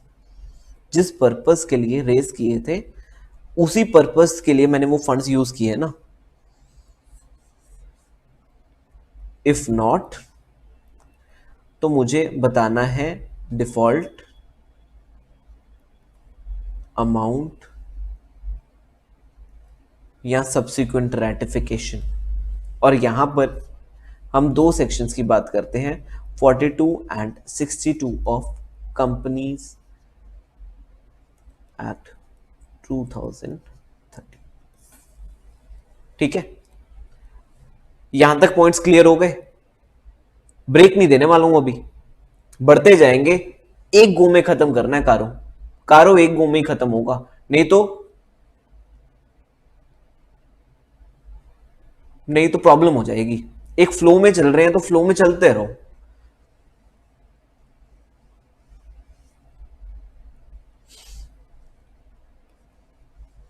Sir ये तो हम पढ़ चुके हैं, फ्रॉड की रिपोर्टिंग हर जगह ही कराते रहूंगा क्या सर? जब फ्रॉड की रिपोर्टिंग हमने सेक्शन 143(12) में बात की थी और वहां पर कारो का भी पॉइंट आया था। उस टाइम मैंने कहा था जब कारो आएगा तब देख लेंगे। अब वही पॉइंट आ गया यहां पे। Whether any fraud bye the company, fraud या कंपनी ने किया है, और any fraud on the company, company के ऊपर किया गया है कोई फ्रॉड बाय इट्स ऑफिसर्स और एम्प्लॉयज, हैज बीन नोटिस्ड या reported during the year. If yes, nature and amount to be indicated. Whether any report under section 143(12) of the Companies Act has been filed by the auditor in form ADT 4 as prescribed under Rule 13 of Companies Rules 2014 with the central government. Whether the auditor has considered whistleblower complaints, if any, received during the year by the company. Sir इस case में क्या हुआ, इस case में मैं check कर रहा हूं अगर कोई भी फ्रॉड है, चाहे वो बाय कंपनी हो चाहे वो ऑन कंपनी हो। ऑन कंपनी कौन करेगा, यहां कोई ऑफिसर कोई एम्प्लॉय अगर करता है तो उसकी मुझे रिपोर्टिंग करनी है। कारों में भी क्या कंपनी ने वो रिपोर्ट किया है या नहीं वो एक अलग बात है। उसके बाद अगर कंपनी ने रिपोर्ट किया है तो मुझे कारों में भी ऑफ कोर्स रिपोर्ट करना है। रिपोर्टिंग में नेचर, किस नेचर का फ्रॉड है, किस अमाउंट का फ्रॉड है।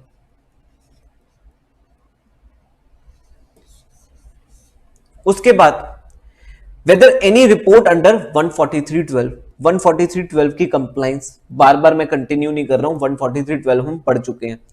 उसके बाद लास्ट में कोई विसल ब्लोअर कंप्लेंट।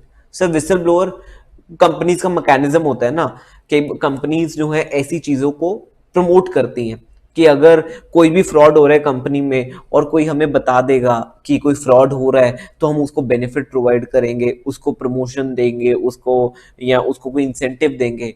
तो यहां पर भाई ऑडिटर ने उन विसल ब्लोअर कंप्लेंट्स को कंसिडर किया है। कोई भी अगर कंपनी ने, कोई भी कंपनी को अगर विसल ब्लोअर कंप्लेंट्स आई हैं तो क्या ऑडिटर ने कंपनी से पूछा और उसको कंसिडर किया है, ये पॉइंट की रिपोर्टिंग हो रही है यहां पर। यहां से मेरा फ्रॉड का पॉइंट भी कवर होता है। उसके बाद आता हूं निधि कंपनीज पे।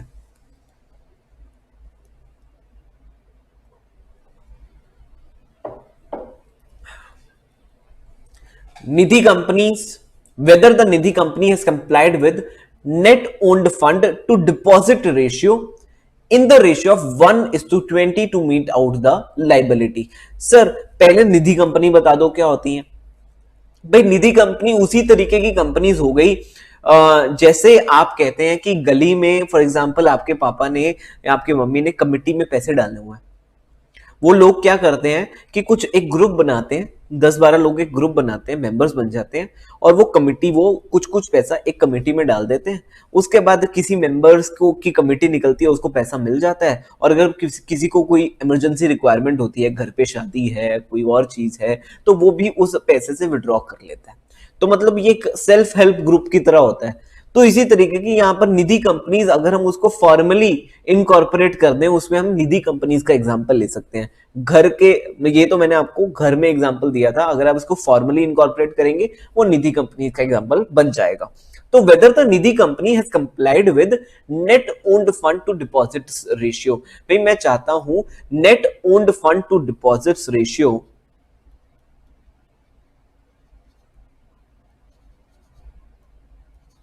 net owned funds to deposits ratio 1:20 हो, एटलीस्ट 1:20 होनी ही चाहिए। क्योंकि अगर कंपनी के नेट ओन्ड फंड्स ही अच्छे नहीं हैं तो कंपनी की अगर कुछ लाइबिलिटी आ जाएगी तो वो उसको रीपे कैसे करेगी। तो हमेशा हमें चेक करना है कि कंपनी के जो net owned funds to deposit ratio है वो कम से कम एक बेस लेवल 1:20 को तो मेंटेन करके ही रखे। Weather the Nidhi company is maintaining 10% unencumbered term deposit as specified in Nidhi rules 2014। Sir unencumbered मतलब कुछ टर्म डिपॉजिट, पहली बात तो काफी सारे टर्म डिपॉजिट्स हैं निधि कंपनी के पास, लेकिन कोई ऐसा टर्म डिपॉजिट तो नहीं है जो गिरवी रखा हो। तो कम से कम 10% टर्म डिपॉजिट्स को गिरवी नहीं रखा होना चाहिए। They should be unencumbered. Unencumbered मतलब they should be free from any liability. वो सिर्फ कंपनी के हैं। कल इसी फंड्स की के नाम पे किसी को गारंटी नहीं दी हुई कि भाई वो मेरा दोस्त जो है अगर लोन नहीं पे करेगा ना तो ये डिपॉजिट जो है तू उठा के ले जाइयो। ऐसी नहीं, अनएनकम्बर्ड होनी चाहिए। They should be free, pure, किसी किसी भी जगह गिरवी नहीं होने चाहिए। तो यहां पर निधि रूल्स जो हैं वो कहते हैं भाई 10% जो है अनएनकम्बर्ड टर्म डिपॉजिट होने ही चाहिए। तो उनको फॉलो किया गया या नहीं किया गया। Whether there has been any default in payment of interest on deposit और repayment thereof for any period. Nidhi company ने अगर कोई भी डिफॉल्ट किया है इंटरेस्ट की रीपेमेंट में या प्रिंसिपल की रीपेमेंट में फॉर एनी पीरियड, उसकी डिटेल्स देनी है। तो यहां पर सिंपल बात हो गई, net owned fund to deposit ratio 1:20। उसके बाद अनएनकम्बर्ड टर्म डिपॉजिट 10%, एटलीस्ट 10%। उसके बाद payment of interest and principal में डिफॉल्ट तो नहीं है। ठीक है, 3 सिंपल पॉइंट है, ज्यादा बड़ा पॉइंट नहीं है। नेक्स्ट पॉइंट पे चलता हूं, transaction with related parties. Whether all the transaction with the related parties are in compliance with section 177 and 188 of the Companies Act where applicable। भाई अगर कोई भी ट्रांजैक्शन रिलेटेड पार्टीज के साथ कर रहे हैं और जहां पर ऑडिट कमिटी बैठी हुई है सेक्शन 177 में, तो ऑडिट कमिटी से हम अप्रूवल्स भी ले रहे हैं। और 188 ऑफ कंपनीज एक्ट, 188 जो सेक्शन है कंपनीज एक्ट का, वो रिलेट करता है कि अगर रिलेटेड पार्टी के ऊपर ट्रांजैक्शन करते हैं तो उसके ऊपर क्या क्या लिमिट्स हैं, क्या क्या कंडीशंस हैं। तो हम देख रहे हैं सेक्शन 177 और 188 को फॉलो किया गया या नहीं।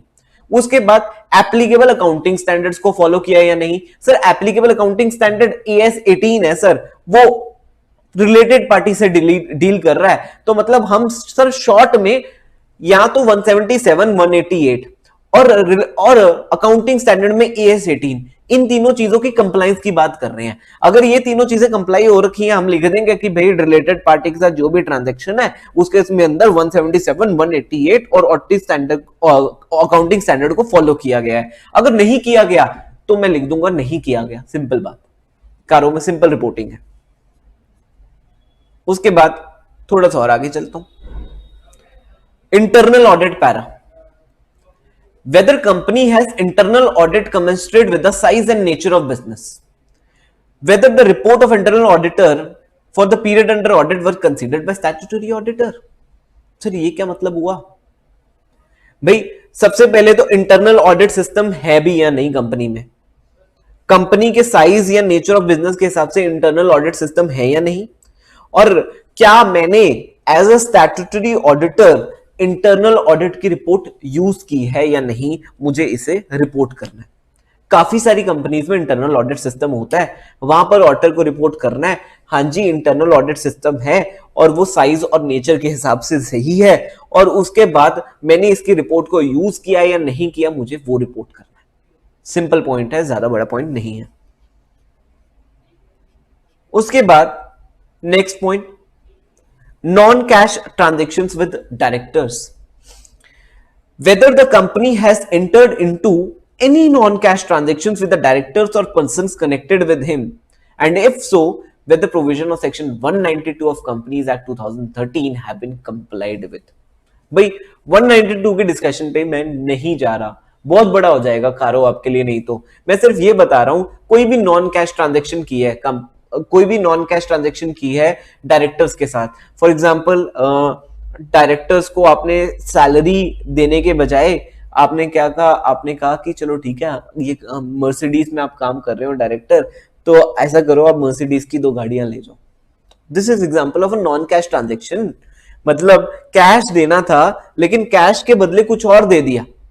तो whether company has entered into non cash transactions with director और person connected with him, directors के साथ या जो लोग उस डायरेक्टर से कनेक्टेड हैं, तो उसमें सेक्शन 192 जो कहता है उसको कंप्लाई किया गया है या नहीं।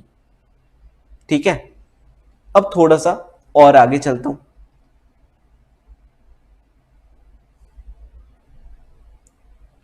खत्म होने वाला है, छोटा सा रह गया। Registration with RBI. Sir registration with RBI कब करानी होती है भाई? जो भी जैसे for example non banking finance companies है, non banking finance company for example Fullerton एक कंपनी है, फुलरटन नाम से कंपनी है, वो भी एनबीएफसी है, नॉन बैंकिंग फाइनेंस कंपनी है। अब कोई भी नॉन बैंकिंग फाइनेंस कंपनी जो होगी, सर नॉन बैंकिंग मतलब भाई वो नॉन बैंकिंग कंपनी इसलिए कहता हूं मैं क्योंकि ना तो वो आपसे आपके ना तो आप जाकर वहां पर सेविंग अकाउंट खुलवा सकते, नॉर्मली आप बैंक्स में जाते हो आप सेविंग अकाउंट खुलवा सकते हो, आप एफडीआं बनवा सकते हो, वो कंपनियां जो है नॉन बैंकिंग फाइनेंस कंपनी इस चीजों में डील नहीं करती, ना वहां पर लोगों के ऐसे अकाउंट होते हैं, ना उनको कोई सेविंग अकाउंट खुलता है, ना कोई एफडी वेफडी खुलती है। तो इन कंपनी ये कंपनियां करती क्या है, ये कंपनियां यूजुअली एक स्पेसिफिक पर्पस के लिए बनी होती हैं। फॉर एग्जांपल फुलरटन नाम की कंपनी है, वो लोन्स देती है लोगों को, वो लोन्स देती है। तो यहां पर कोई भी अगर ऐसी कंपनी है तो उसके अंदर आरबीआई एक्ट में हमें रजिस्ट्रेशन लेना पड़ता है। सर आरबीआई एक्ट कौन सा सेक्शन है? 45 आईए सेक्शन है। तो वहां पर हमने कंपनी की अगर रजिस्ट्रेशन की रिक्वायरमेंट है अंडर सेक्शन 45 आईए, तो क्या कंपनी ने वो रजिस्ट्रेशन लिया या नहीं? Whether the company has conducted any non-banking financial or housing finance activity without a valid certificate of registration from the RBI।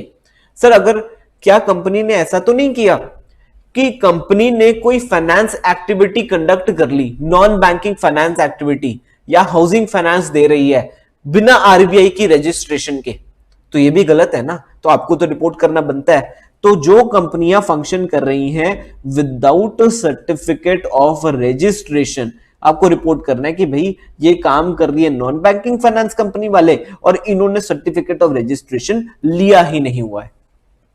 उसके बाद whether the company is a core investment company as defined in the regulations made by RBI, and if so whether it continues to fill the criteria of core investment company, and in case the company is exempted or unregistered core investment company, whether it continues to fill such criteria, whether the group has more than one CIC as a part of the group, if yes indicate the numbers of CIC which are part of the group। Sir CIC का मतलब पहले समझा दो, ये पूरा point वैसे ही clear हो जाएगा। अब CIC का मतलब क्या है? कोर इन्वेस्टमेंट कंपनी क्या है? कोर इन्वेस्टमेंट कंपनी वो है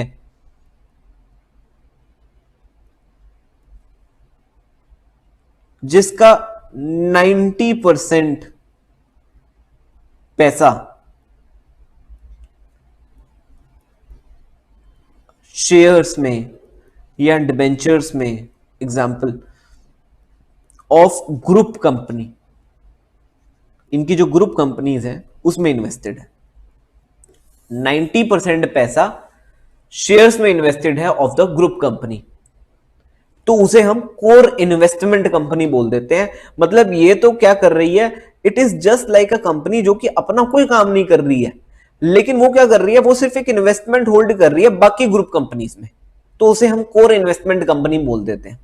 ग्रुप कंपनी में अगर वो शेयर्स होल्ड करती है एटलीस्ट 90% के, तो यहां पे देखना अगर कंपनी कोर इन्वेस्टमेंट कंपनी है as defined in the regulations made by RBI, RBI के अंदर ही आप देखेंगे ना, आरबीआई की वेबसाइट पे ही आपको कोर इन्वेस्टमेंट कंपनी की डेफिनेशन मिल जाएगी। सिंपल है भाई, जिसका 90% से 90% पैसा, 90% जो शेयर्स हैं वो होल्ड करती है ग्रुप कंपनीज में, तो उसे हम कोर इन्वेस्टमेंट कंपनी बोल देते हैं। तो क्या वो क्राइटेरिया फुलफिल कर रही है 90% वाला टू क्वालिफाई एज सीआईसी, वो मुझे चेक करना है। और अगर एक से ज्यादा सीआईसी है, एक से ज्यादा कोर इन्वेस्टमेंट कंपनीज हैं, तो मुझे रिपोर्ट करना है कितनी कोर इन्वेस्टमेंट कंपनीज हैं यहां पर।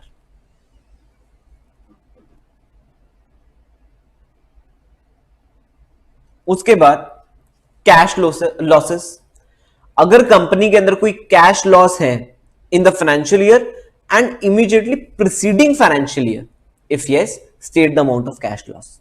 भाई हो सकता है आप 31/3/2023 का 22 का ऑडिट कर रहे हैं, तो 22 में अगर कोई कैश लॉस है और 21 में अगर कोई कैश लॉस था, आपको बता देना है कितना कैश लॉस है।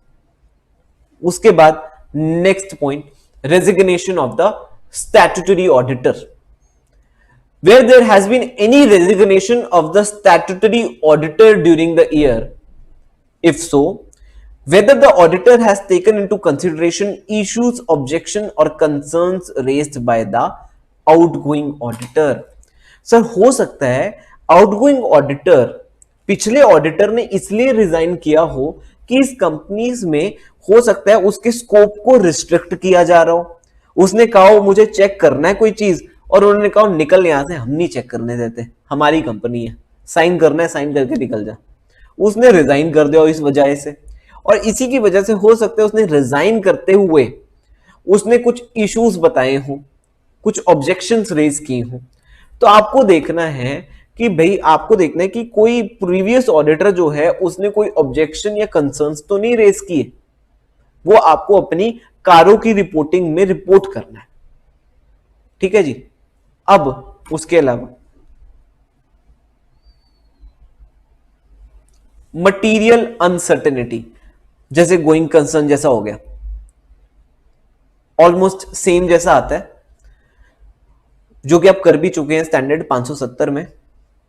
On the basis of financial ratios, ageing and expected date of realisation of financial asset and payment of financial liability, other information accompanying the financial statement, the auditor knowledge of BOD and management plans, मतलब इन सभी चीजों को नजर में रखते हुए, financial ratios को नजर में रखते हुए, कुछ फाइनेंशियल असेट की रियलाइजेशन को नजर में रखते हुए, लाइबिलिटीज की पेमेंट को नजर में रखते हुए, बोर्ड ऑफ डायरेक्टर और मैनेजमेंट के प्लान्स को अपने नजर में रखते हुए, अगर ऑडिटर का ओपिनियन है कि कोई मटीरियल अनसर्टेनिटी एग्जिस्ट नहीं करती as on the date of audit report and the company is capable of meeting its liability at the balance sheet date and whenever they fall due within a period of 1 year from the balance sheet date, अगर अगर company, अगर auditor को लगता है इन ऊपर वाली चीजों को देखते हुए, दैट इज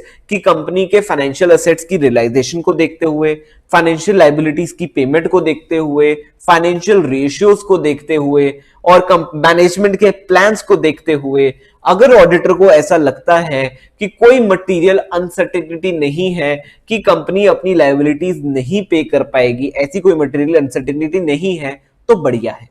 अगर ऑडिटर को लगता है कोई मटेरियल अनसर्टेनिटी है, तो उसे यहां पर रिपोर्ट कर देना है कारो 2020 में। ठीक है सर। नाउ लास्ट 2 पॉइंट्स खत्म होने वाला है।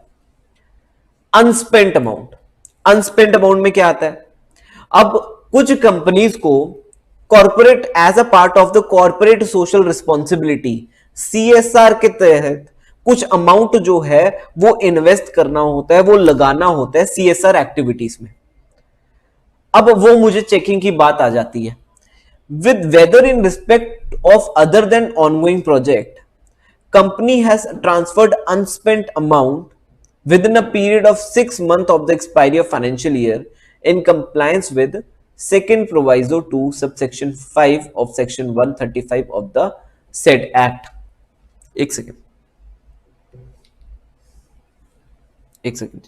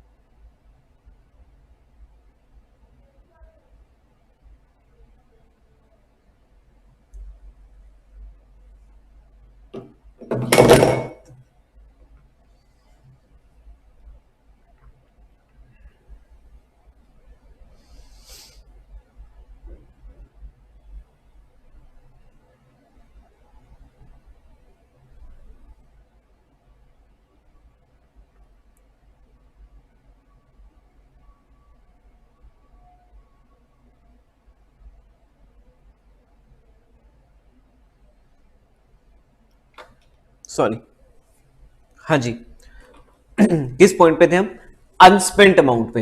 अनस्पेंट अमाउंट में क्या है, अगर सीएसआर के तहत, दैट इज आपकी कॉर्पोरेट सोशल रिस्पॉन्सिबिलिटी बनती है, उसके तहत आपको किसी चीज पर पैसे खर्च करने थे। फॉर एग्जाम्पल आपको हो सकता है कहीं किसी रूरल एरिया में कोई स्कूल बनवा दिया, एग्जाम्पल सीएसआर एक्टिविटीज के एग्जाम्पल दे रहा हूं।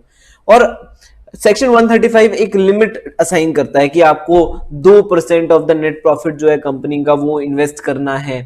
एग्जाम्पल है 2% जो है वो इन्वेस्ट करना है सीएसआर एक्टिविटीज में, और अगर नहीं स्पेंड किया तो उसे एक अलग बैंक अकाउंट में ट्रांसफर कर दीजिएगा, और वो जो है किसी, हो सकता है किसी यूजफुल फंड में लगा दिए जाए। ठीक है, उसके लिए भी हमें कुछ लिमिट्स दी जाती हैं कि आप इतने साल तक उस अनस्पेंट अमाउंट को किसी और जगह लगा सकते हैं। तो आपको इसी तरीके से रिपोर्टिंग करनी है, whether in respect of other than ongoing project, जो ऑनगोइंग चल रहे हैं वो छोड़ दिए जाए।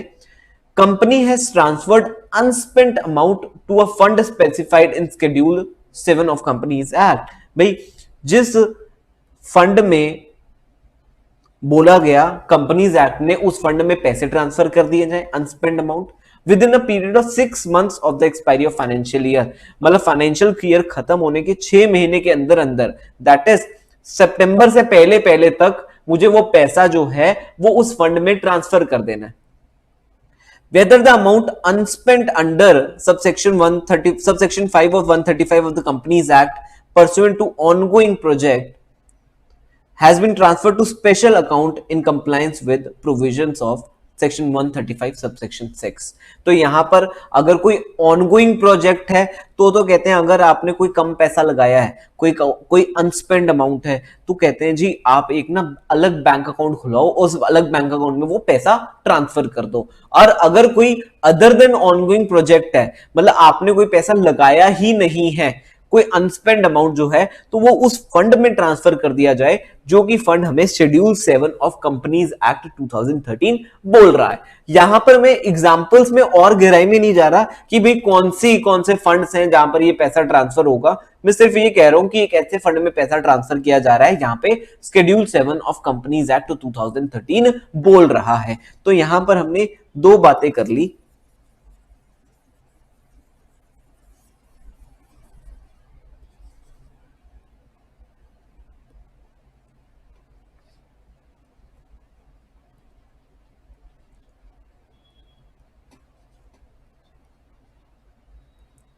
अदर देन ऑनगोइंग है, unspent transfer to fund within 6 months of expiry of financial year. उसके बाद whether any amount remaining unspent under subsection 5 of section 135 pursuant to any ongoing project, अगर कोई ongoing project है और उसका कोई अनस्पेंड amount है तो उसे ट्रांसफर कर देना टू अ स्पेशल अकाउंट।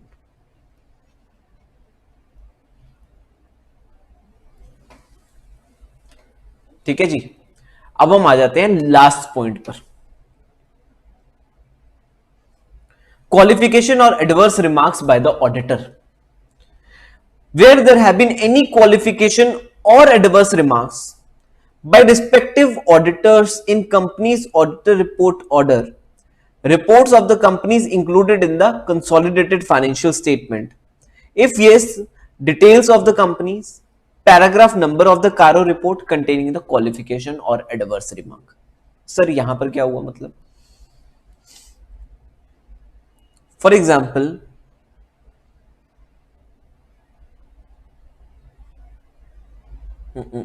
कोई खाली पेज मिल जाओ।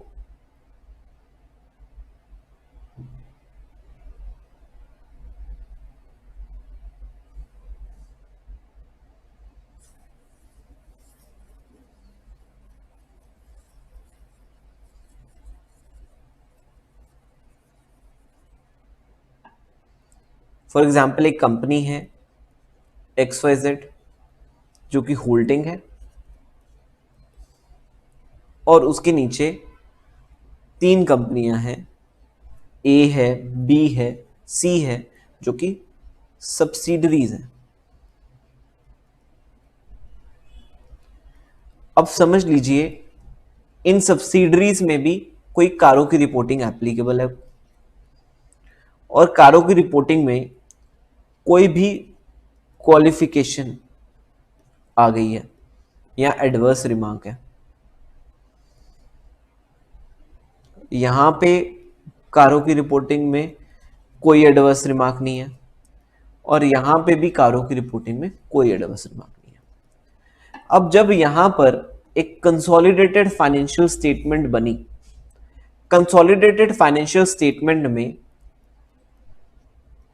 कारों की रिपोर्टिंग वैसे तो होती नहीं है, लेकिन एक पॉइंट होता है कारों की रिपोर्टिंग का जो कि है पॉइंट नंबर 21। पॉइंट नंबर 21 जो कि हम अब कर रहे हैं, उसमें क्या होगा, लिखा जाएगा कि जी इस कंसोलिडेटेड फाइनेंशियल स्टेटमेंट में तीन सब्सिडरीज हैं, उनके अकाउंट्स जो हैं कंसोल किए गए हैं और यहां पर कंपनी ए है, उसकी कारों के रिपोर्ट में पैरा नंबर 3 में पॉइंट नंबर XYZ जो भी पॉइंट नंबर है उसमें एक एडवर्स रिमार्क है, ये रिपोर्ट किया जाएगा। कंपनी नंबर बी में कोई एडवर्स रिमार्क नहीं है और कंपनी नंबर सी में भी कोई एडवर्स रिमार्क नहीं है। मतलब कंसोलिडेटेड फाइनेंशियल स्टेटमेंट्स जब बनेंगी तो वहां पर कारों में सिर्फ एक पॉइंट एप्लीकेबल होगा, पॉइंट नंबर 21, जिसमें लिखा जाएगा कि जो भी इस कंपनी के अंदर कंसोलिडेट बनाया गया है उसके अंदर अगर कंपनी ए के ऊपर कारों पर अप्लाई किया गया तो उसमें अगर कोई भी क्वालिफिकेशन थी, कोई भी एडवर्स रिमार्क था, उसकी रिपोर्टिंग जो है वो हम यहां पर भी कर रहे हैं कि वहां पर उस कारों की रिपोर्ट में एडवर्स रिमार्क था और यहां पर हम आपको बता रहे हैं कि क्या एडवर्स रिमार्क था और कौन से पॉइंट में रिमार्क था। एक बार फिर से पढ़ के देख लेते हैं। Where there have been any qualification or adverse remark by respective auditor in company's order report of companies included in the consolidated financial statement, मतलब किसी भी रिपोर्ट में अगर एडवर्स रिमार्क था तो मुझे इंडिकेट करना है भाई कौन सी कंपनी में एडवर्स रिमार्क था और पैराग्राफ नंबर कौन सा है कारो रिपोर्ट का जहां पर एडवर्स रिमार्क डाला गया है। ठीक है, लास्ट पॉइंट पैरा 4 पे आ गए हम। पैरा 3 हमारा खत्म होता है, मेजर पॉइंट्स खत्म हो गए। wherein the auditor's report the answer to any of the questions referred to in para 3 is unfavorable or qualified। जब हम ऊपर रिपोर्टिंग कर रहे हैं और कोई भी अगर अनफेवरेबल पॉइंट है, कोई भी क्वालिफाइड पॉइंट है, auditor report shell state the basis for such unfavourable और क्वालिफाइड आंसर। हमारी रिपोर्ट में होना चाहिए कि अगर हम अनफेवरेबल या क्वालिफाइड आंसर दे रहे हैं तो क्यों दे रहे हैं। Where the auditor is unable to express any opinion on specified matter, his report shall indicate such fact together with the reason why it is not possible for him to give the opinion। Sir अगर किसी भी ऊपर वाले point में मैं opinion दे ही नहीं पा रहा हूं क्योंकि हो सकता है मुझे इंफॉर्मेशन ही ना मिल पाई हो उस पॉइंट के ऊपर, तो मुझे लिखना है कि मैं इस पॉइंट पर अपना ओपिनियन नहीं दे पा रहा और क्यों अपना ओपिनियन नहीं दे पा रहा ये भी मुझे लिखना है। Very simple point. तो यहां से हमारा कारो 2020 जो है वो कंप्लीट होता है। बहुत इंपॉर्टेंट है, आपको अपने एग्जाम्स के लिए इसे ध्यान से पढ़ के जाना है। अब इसके बाद एक छोटा सा ब्रेक ले रहा हूं, 11 बजे तक का ब्रेक ले लेता हूं। 11 बजे हम एक बार वापस मिलेंगे और एक छोटा सा सेक्शन है, सेक्शन 148, उसके बाद हमारा कंपनी ऑडिट जो है वो खत्म हो जाएगा, वो खत्म करके निकलेंगे आज। ठीक है जी, now see you all after the break.